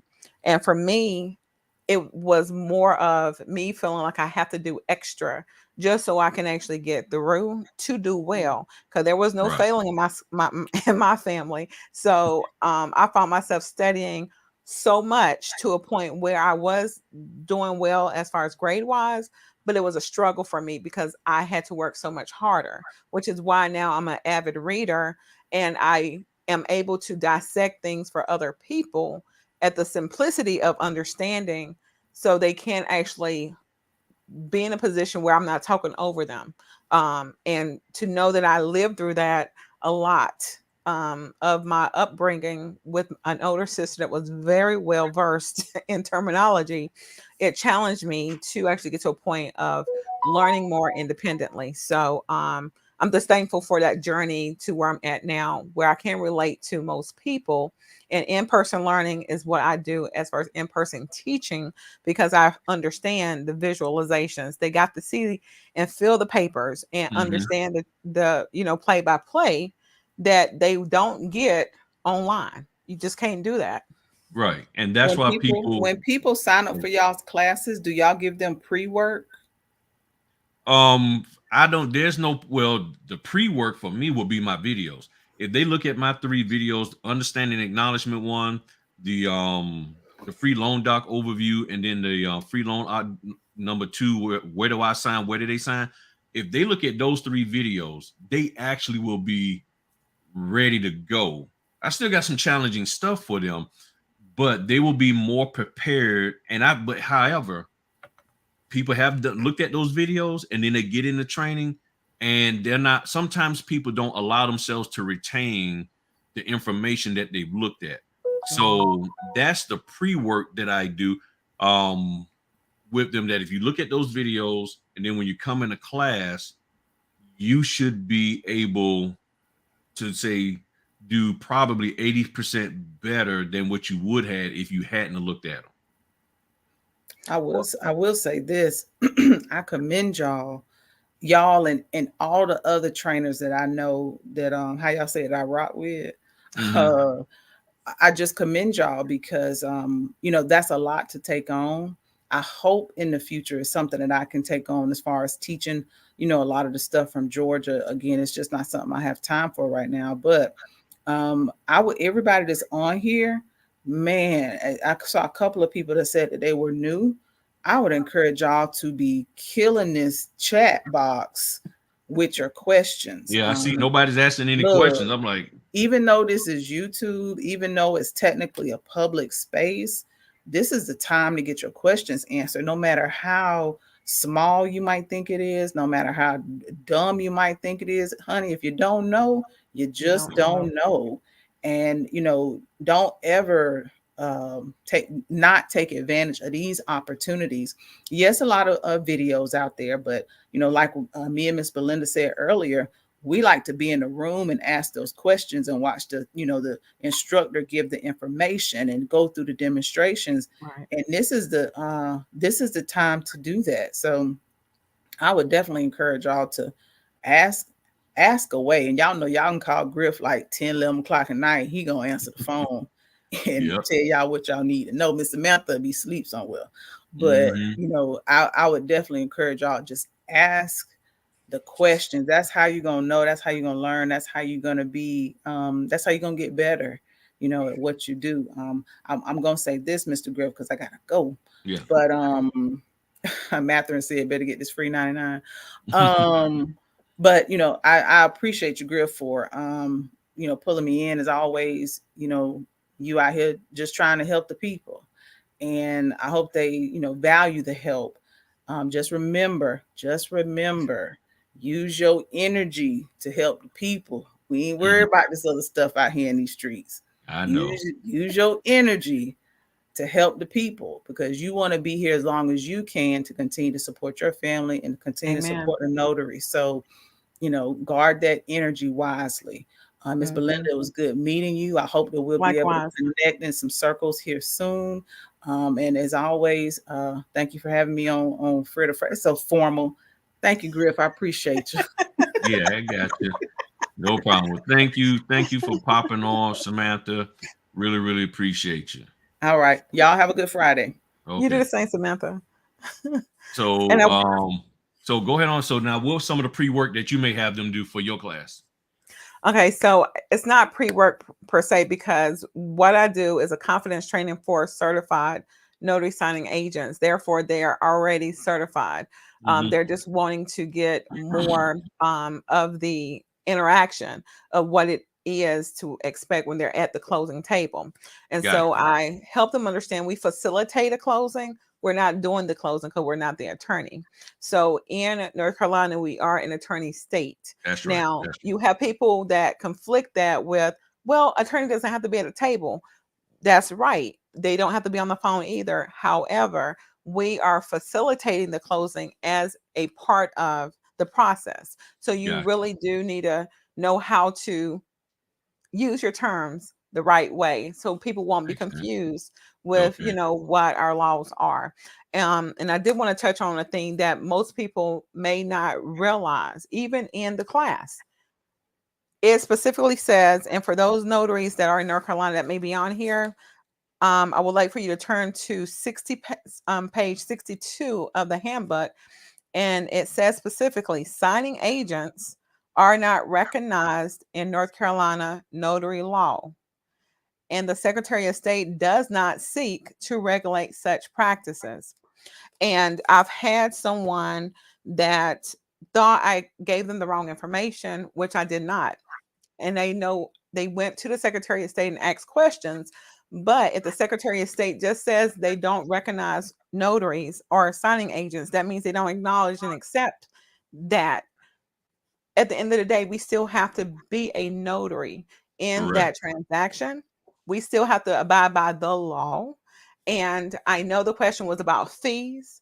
And so thankfully in North Carolina, as you may have heard, July the 8th, our fees did increase from $5 per notarial act to $10. And we now can charge for travel that we never could before. And Gotcha. so that is a huge win for us because that has been a complaint for a lot of us notaries that are independent for Mhm. years. Yeah. And again, to know my journey along this way, to have that historical moment was great. And I want to clarify for those notaries that may still not be clear, there is a difference between um, charging a consumer, which is a principal signer, a homeowner, a notarial act, or charging them a fee for your notarial services Mhm. versus working for a company. And if Mhm. you look at it in the regard of a signing service, there's no way that you can make $125 or $250 when it comes to working for them if you actually had the same specific specifications of charging if they was an Right. individual, because there's Mhm. not that many notarial acts that you're going to sign or Correct. notarize that's going to be equivalent to $250. It isn't. So to help you understand the difference between what the law says that we need to abide by in the administrative code, we cannot charge individuals anything outside of the Notarial Act and now Mhm. travel fees. Right. But as a company, me and the company are negotiating what they are offering to pay me and me Mhm. telling them what I'm willing to accept from them. But when it comes to their client that I am assisting, that client is not paying me, they're paying that company. And that Correct. means they are passer through when it comes to what they're going to pay me. So it's a difference between getting paid by a company versus being Mhm. paid by a An individual. individual that you're notarizing. So as long as you can remember those two important things, Mhm. you will be fine. And that probably is true for all states, but more specific in your case, you're talking about for North Carolina. Yes. Right. Now, I'm a I gotta ask you this question, I'm gonna make a statement on something that Samantha back on the training thing, but especially but something more specific concerning in-person training that I believe relates to both me and you. So the question I have is in North Carolina, what about this convenience fee that I keep hearing notaries throw out there? Because that is a pet peeve of mine with notaries saying, I charge $5 per stamp, I charge $25 for travel, and then I charge a convenience fee because they call me at 8 o'clock at night and it's sort of inconveniencing me to come out to them. Now, my thought is simply this: if I'm not, if correct me if I'm wrong, but I don't Mhm. believe at any point in time has any state, the Secretary of State has ever put in on Indeed or anywhere saying we're hiring notaries, we're looking for notaries. That's something that you sort of find out about and you apply to, and then they say, okay, we're going to commission you. So here you have a job that you basically have volunteered for, Mm. but you're acting as if it's an inconvenience for you to do the job that you volunteered for, and now you have to make the consumer pay you for quote unquote inconveniencing you. However, in some states, their handbook does not have a thing for its convenience. It don't have a convenience fee option like, okay, you're being stuff, even after hours fee. What is after hours? Somebody just posted in the after hours fee. Okay, so what is after hours? I mean, how do you say, well, this is after hours? Because there are people who are charging folk $250 to do a power of attorney that only needs one signature or two signatures, and it's at 2 o'clock in the afternoon, and they're saying convenience fee. Here's the thing: since we're doing this voluntarily, you do not have to get out of your bed and go out of your house, Mhm. quote unquote, after hours. So when you define after hours, say, well, you're asking me to come, okay, then you can say no. You literally can say no, I'm not able to accommodate you. And if that's the case, now my thought process is I'm gonna go do it, and then if for the state mandated fees for my basic travel fee, they may then turn around and give me a great tip. That's on them. But what I'm charging you now, if I'm going to charge you, and in most of the handbooks, I mean the little receipt books, it has a thing in there for tips so that you can denote that and all that. But I'm not sitting going around saying, boom, and like they're saying from 10 p.m. to the bottom line is there is no, as far as I know, there is no limits. Like, okay, notaries only work from this time to that time. That's your choice as to when you work. But if somebody just got out of jail, just got bail, or they need to get bailed, and a bail bondsman needs a notary at 1 o'clock in the morning, either you do it or you don't. It's just that simple. Mhm. It's not a thing of, this inconvenience thing that everybody keeps talking about. What is the inconvenience? That's what I'm saying. And So go for it. so for North Carolina, it specifically says in the general statutes, we cannot accept anything beyond a notarial act. And that simply means tips, we can't accept them. We can accept gifts because they're trying to help avoid a notary being in a situation of being bribed. And Hmm. that can actually be borderline doing that. Oh, if I do this for you now, you'll hook me up later on something else. And so they want to make sure we stay honest, we stay trustworthy when it comes to what we're going to do to, again, avoid forgery and fraud. We're not in this for the money. We should not be in this for the money. We Right. should be in this for the essential services that our community needs from us. So if they're telling you, oh, I need something now, I had a gentleman who was going out of town, but he needed some documents taken care of that need to be sent overseas, and he didn't realize it needed to be notarized. Someone called Right. me and said, Belinda, can you please help him?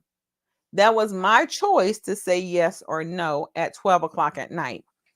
And so I said, knowing the fact that she thought of me, of all the Hmm. notaries, to actually come through, and me knowing that he can come where I was at, then I said, no problem. I will assist him.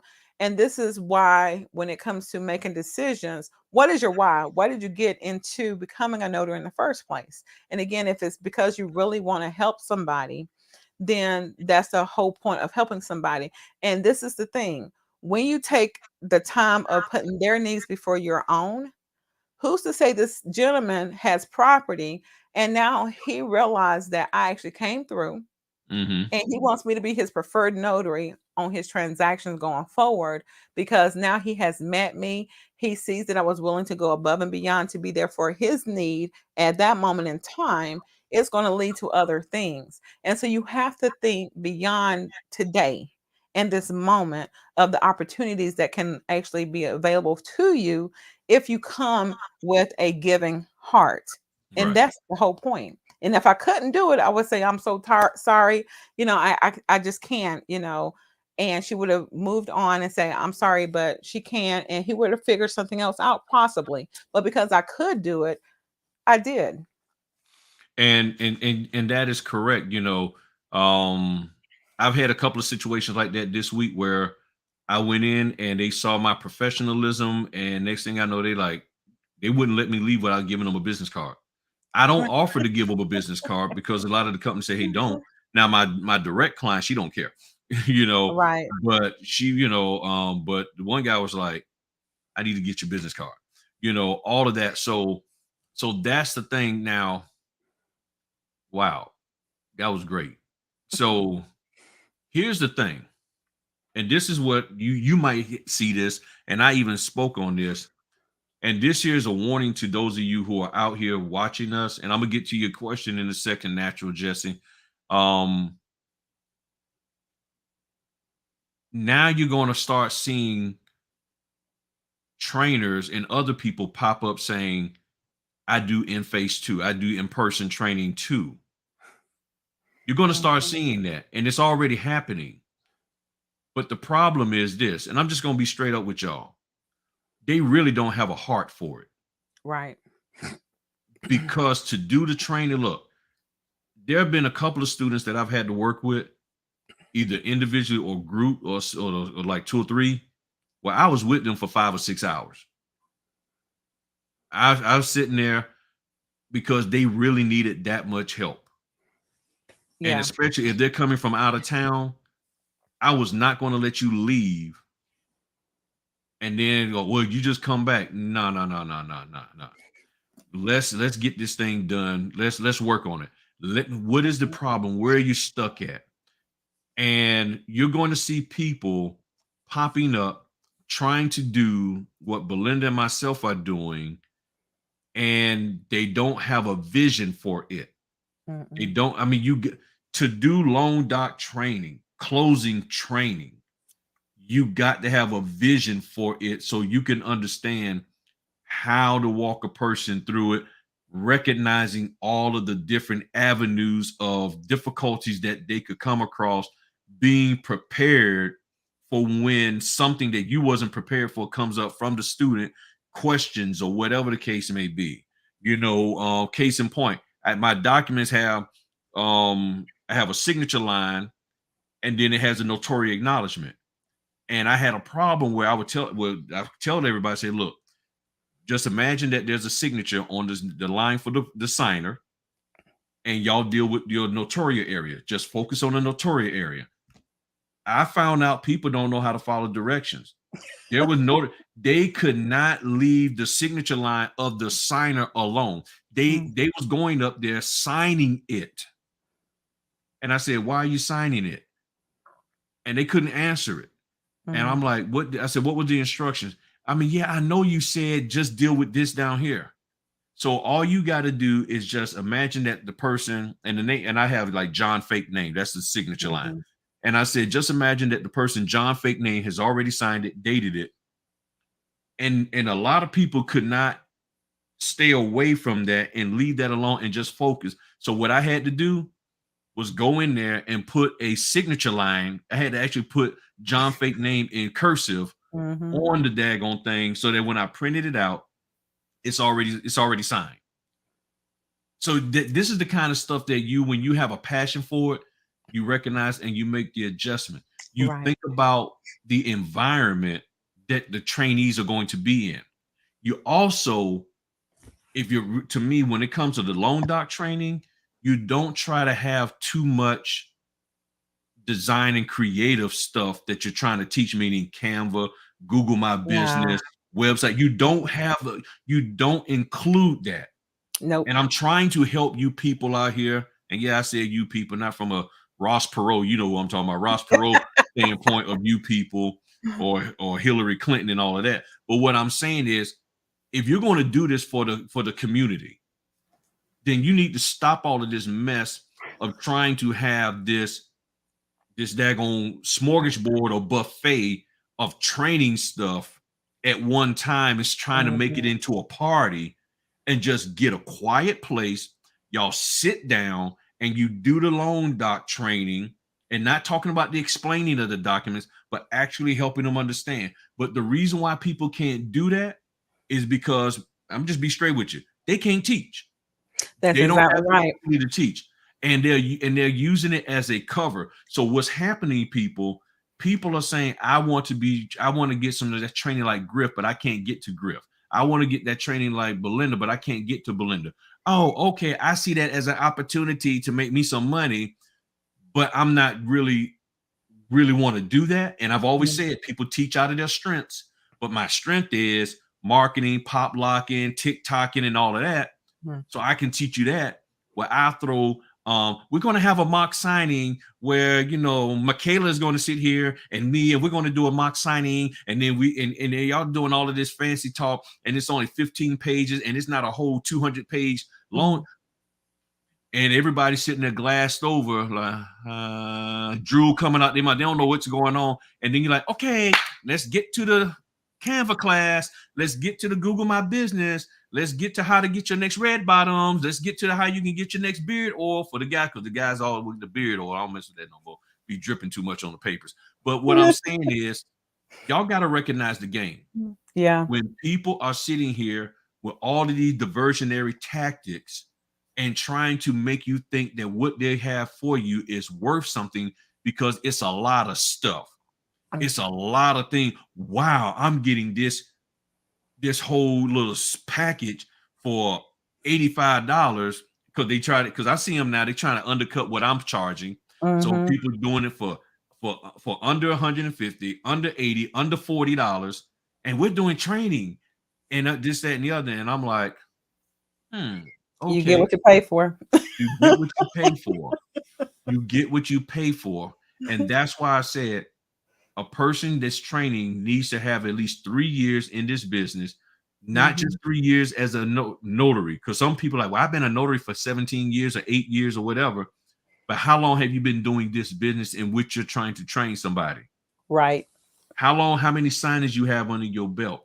And if you don't have enough experience in that realm, then you really don't need to do any of this. Now, here's the other side of the house, and I know you have to deal with this sometimes. And this is what y'all not getting from other trainers. This question right here. Because this right here is the number one reason why many of you can't learn the information and go out there and execute, because you have the pressure of unsupported family members, and you have Belinda or myself trying to train you, but I can see in your eyes you're so stressed because you really want this to work, because your husband, your wife, your dog, cat, man, TT, Uncle Jim, Aunt Lucille, and all of them are sitting here talking smack about you, calling you a failure every single time. Got the pastor preaching about you on Sunday. Yeah, you think you're going to stamp some documents and make $10,000. No, you're not. No, you're not. Woo! They doing all of that, and you sitting here like, Lord, okay. And you got all of that. Yeah, I used to be a preacher. So I never did the hoop. I was never a good hooper. That's the extent of my hooping right there. That's I can't, because you would throat be all, now look, throat be all dry. But the thing is, yep, Aunt Bertha, all of them, Big Mom, everybody's telling you no. And now you're coming to this trainer who's just sitting up here talking about all the, I'm getting this, man, I'm making this money, I'm doing that. But how do I deal with this? So how do you deal with unsupported families, Miss Natural? The number one way that I found out how to deal with them is to go out there and execute. You get the right person to teach you what you need to know. You make the person who you paying money to do their daggone job and train you properly. And if that person, male or female, does not want to do it, you get your money back and you bounce from them. It's that simple. And you find somebody else to learn. And if you can't find it, you know what? You have the ability to do it on your own. You can do this and learn, because guess what? A lot of them who's training people now, they learned a lot of the stuff on their own and nobody necessarily trained them. So if they figured it out, daggone it, you can figure it out. And then you go out there and execute it irregardless. Recognize where the haters are coming from. Recognize the stress that's on you. But now you come up with a plan to mitigate that and push through anyway, and you're going to be the better. And guess what? Once you do and you come out shiny as gold, silver, platinum, whatever you want to call it, they still going to hate you. They still going to be mad because they was unsuccessful in destroying your dream and making you give up like they gave up within their own selves. Most people who want you to give up is because they gave up, because you succeeding takes away their excuse. Why Mhm. couldn't you succeed? Wait a minute. You mean to tell me they're being successful with this little notary business, and you was trying to run a record store, you was trying to have a car wash, you was trying to have a lawn care, and you couldn't keep that going, and you had clients, Jimmy? Leave her alone. Leave him alone. You got to get out there and go. And that's why I keep saying, leave the negative social media alone. You will Yeah. never be successful when you're getting, I would say, if you're getting more than 2 or 3% of negative information, because we all get around negative stuff from time to time. If throughout your day, your week, your month, if more than 3% of the stuff that you're hearing about the industry that you're trying to make money in is negative, it's going to affect you. Oh yeah. It is going to affect you. But most of y'all are in 80 to 90% or more of negative stuff about the industry. I Mm-hmm. ain't leaving my house for 60. I ain't doing this. I ain't doing that. They Mm-hmm. need to pay me for every piece of paper I even look at. You hear all of that negativity. It affects you and your opportunity to go out here and do what you need to do. So then your mind, you don't even recognize opportunities when they come, Right. because the opportunity of $50, case in point, and then I'm gonna let you talk. I know I'm running my mouth right now. Look, I take an order yesterday. I don't even know how much it was for, but I take this order and I'm sitting across from a guy who's an operations manager for the city of Virginia Beach. And I'm like, okay, cool, no big deal to me.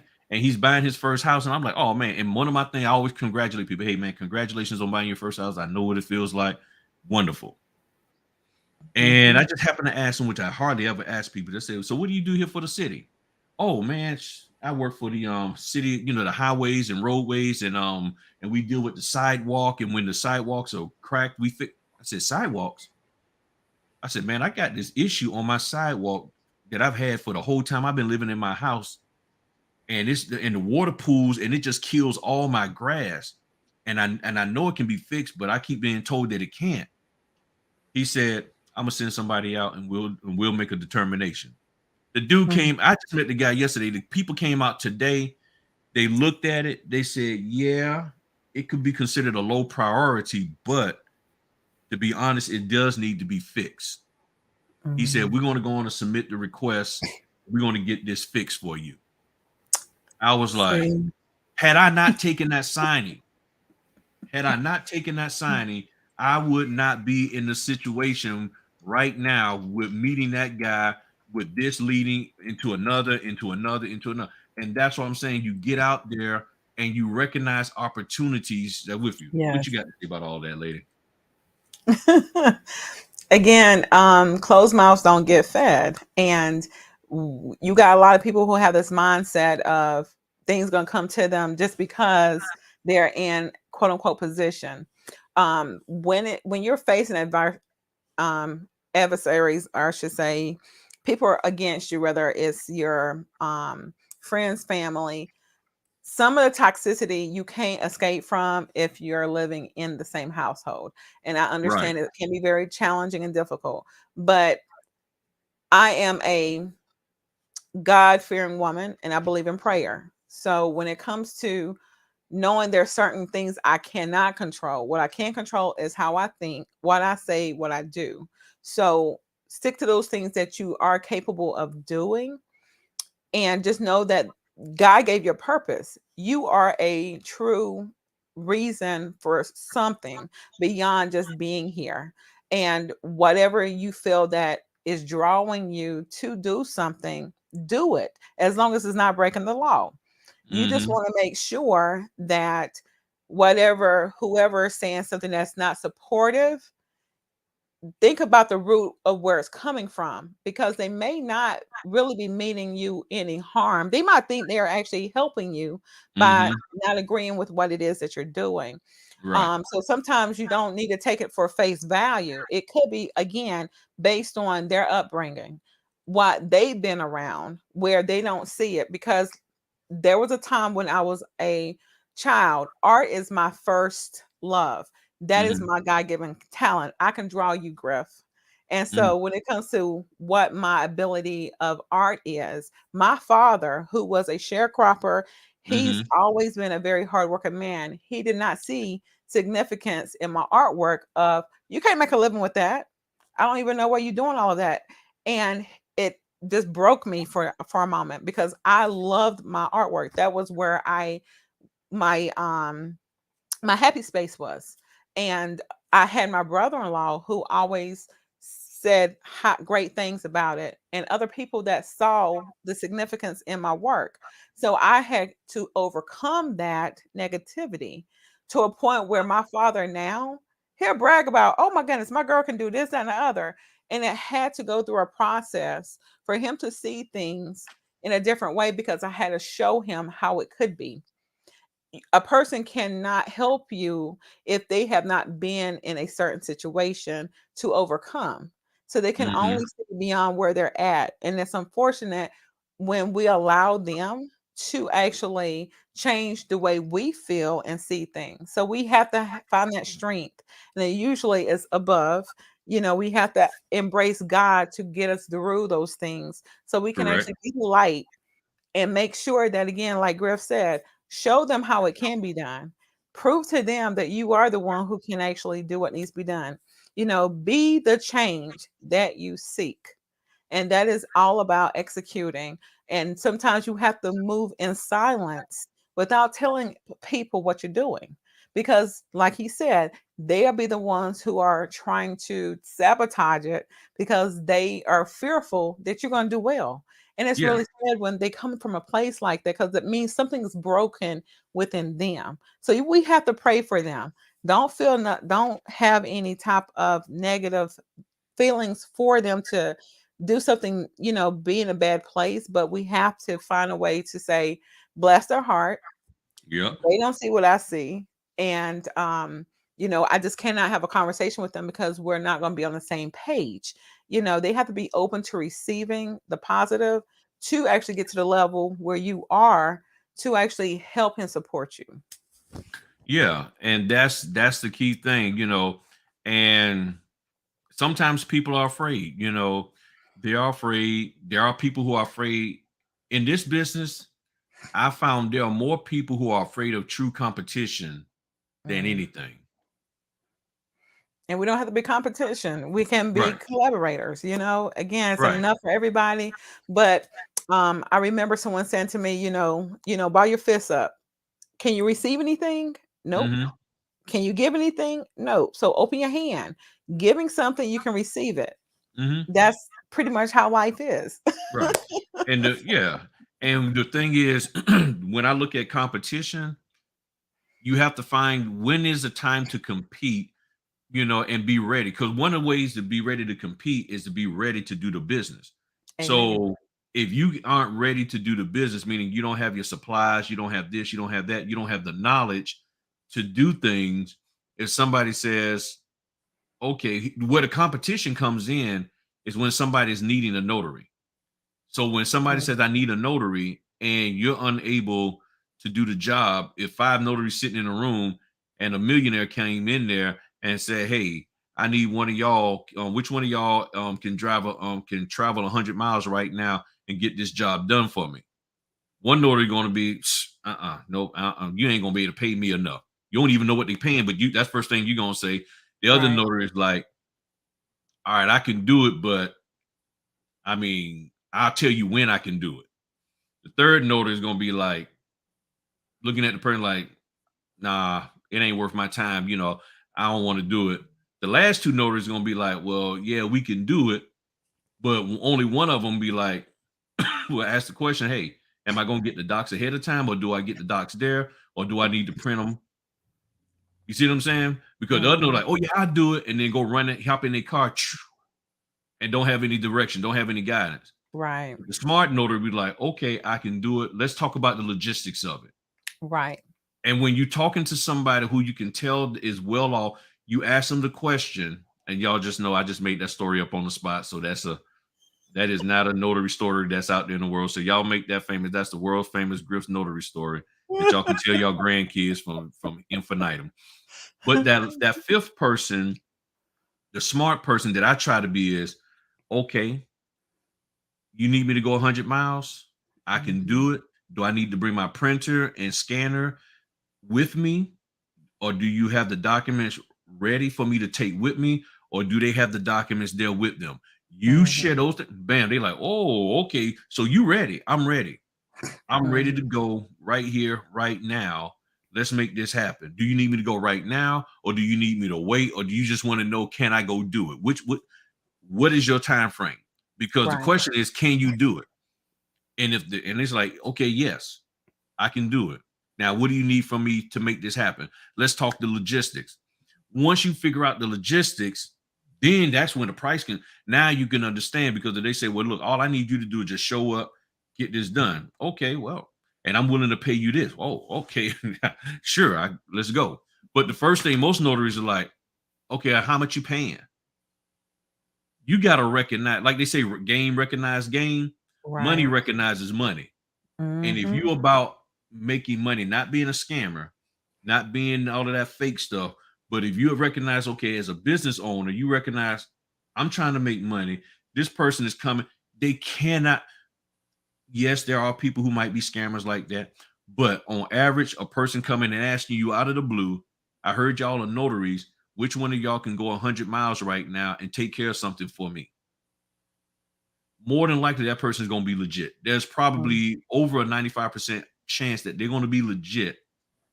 And if you know the questions to ask that person to ascertain whether they're legit, then you're in there. The problem is why most people walk away is because they don't have the mindset to ask, okay, what questions? Okay, sir, well, that's not a problem. What type of document do you have that you need notarized?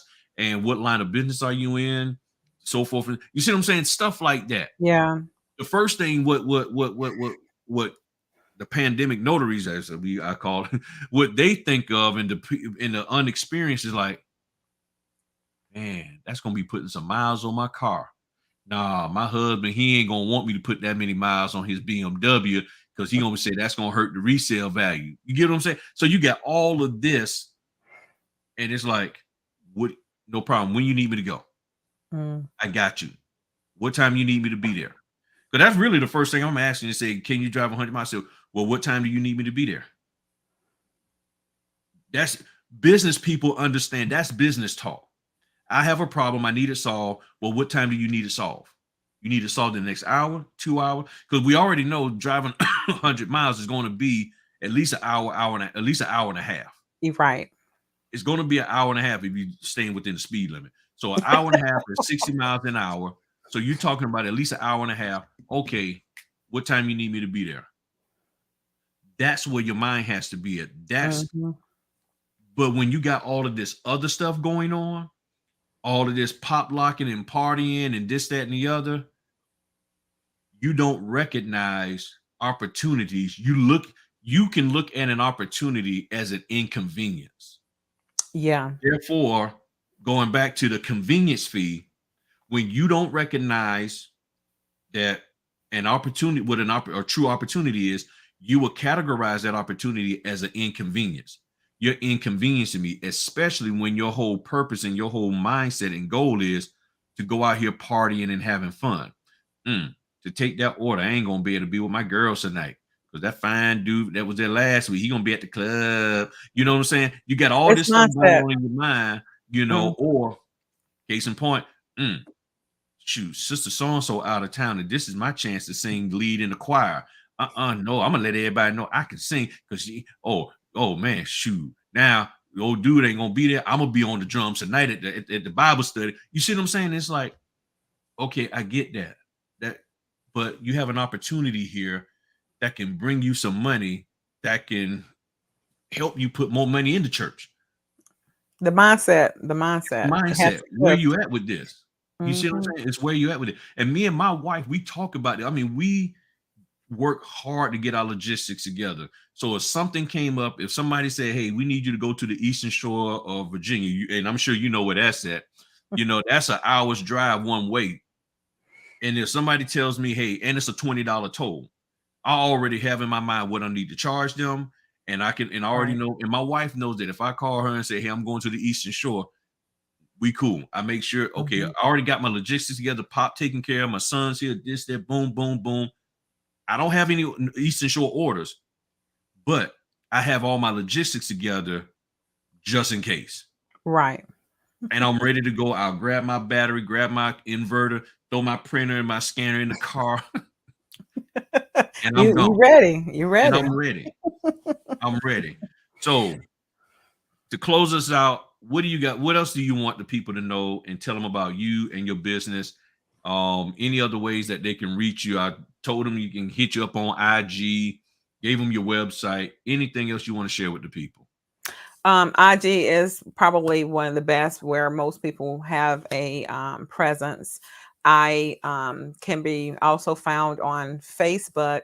Um, if you go to facebook.com/NC Notary Coach, you'll be able to see my business page there, as well as my website is NC Notary Signing Services with an S.com or ncnotarycoach.com. So either one of those URLs will actually get you to my website where you will be able to see some of my information of some videos that you have access to, along with some of my new products that I have created for notaries in North Carolina. We don't do fingerprinting. There's a lot of things that new notaries are troubled with when it comes to filling out the journal. So my goal is to make sure That's you you. have all of the best information right in front of you on every page. So I have Amazon that has hosted all of my journals, and I have more coming. So I'm looking forward to it. No, that's not it. Oh, wrong one. Don't y'all go there. I'll beat y'all down. I typed in the wrong name. Don't y'all go there. Don't y'all give them no shine. Say your website address again. It's going to be ncnotarycoach.com. Oh, I put NC signing service. Okay. And NC Notary Signing Services.com Ah, is the other one. Yeah. So I have one so that customers can find me. They'll be able to know exactly what all I offer. I have more updates that I'm doing on there. So it's not exactly where I want it to be because I have my blog that I need to add. But the goal is for me to keep notaries having the information that they're needing that is valid, that is trustworthy, and resourceful. And you can also text me if you're in North Carolina and you have questions. You can always text me at 984-377-2694. Again, that number is 984-377-2694. And again, my goal is to always educate, elevate so that you can be in the best position possible through your notary journey without feeling like you're going to be by yourself alone and nowhere to go. I am not one to hold back information. I'm a woman of knowledge. I don't mind sharing it. Everything is not about the coin with me because I know that God is going to actually bring forth that as long as I do my part of helping those that are willing to receive the information that I share. I do periodic lives at no cost where there's a Q&A. So that way, when it comes to specific questions based on North Carolina notary laws, being a notary public, being a signing agent, and all the other things that go with it, we can actually have a moment to have clarity and confirmation. So I do appreciate you guys actually joining us today. Thank you, Griff, for allowing me to be on your platform. I do have an appointment coming up, so I got to wrap up so I can I get know. rid. I know. She's supposed to be in here to just 3:15, and I done kept her here too long, so I know she's gonna get me on that one and everything and all of that and stuff. So y'all contact her. She's gonna take care of you. And I did notice the beautiful artwork in the background. Oh, I did notice that. I did notice that. Well, thank you very much, Belinda, for coming on. You go ahead on a hop off. I'm gonna chat it up with the people for a little bit, and then I'm gonna get on out of here myself. So all right. thank you. And It's great anytime to you see you. need me for anything, just let me know. I got you covered. Appreciate it. It was great talking to you today. You too, lady. All right. All right. All right. So, party people, I thank y'all for, let's get that. Okay. All right, that's done. So, thank y'all. I was hoping y'all had some questions. Not too many people had any questions specific for no concerning notary training, but then I guess we sort of covered it all for y'all. But that's good. That's good. So, about to get out of here, go check on Pops, and I'm about to throw down on a little bit of this German chocolate cake that I found today. I know I ain't supposed to eat it, but it's been a minute since I've had some. So, like Pookie said from New Jack City, it be calling me, man. It be calling me, and that cake was calling me, and I answered and everything. And don't tell my wife, all right? Well, y'all have a good one. Thanks again for joining. Hit the like button, share, let everybody know, and I catch y'all a little bit later on. All right, peace.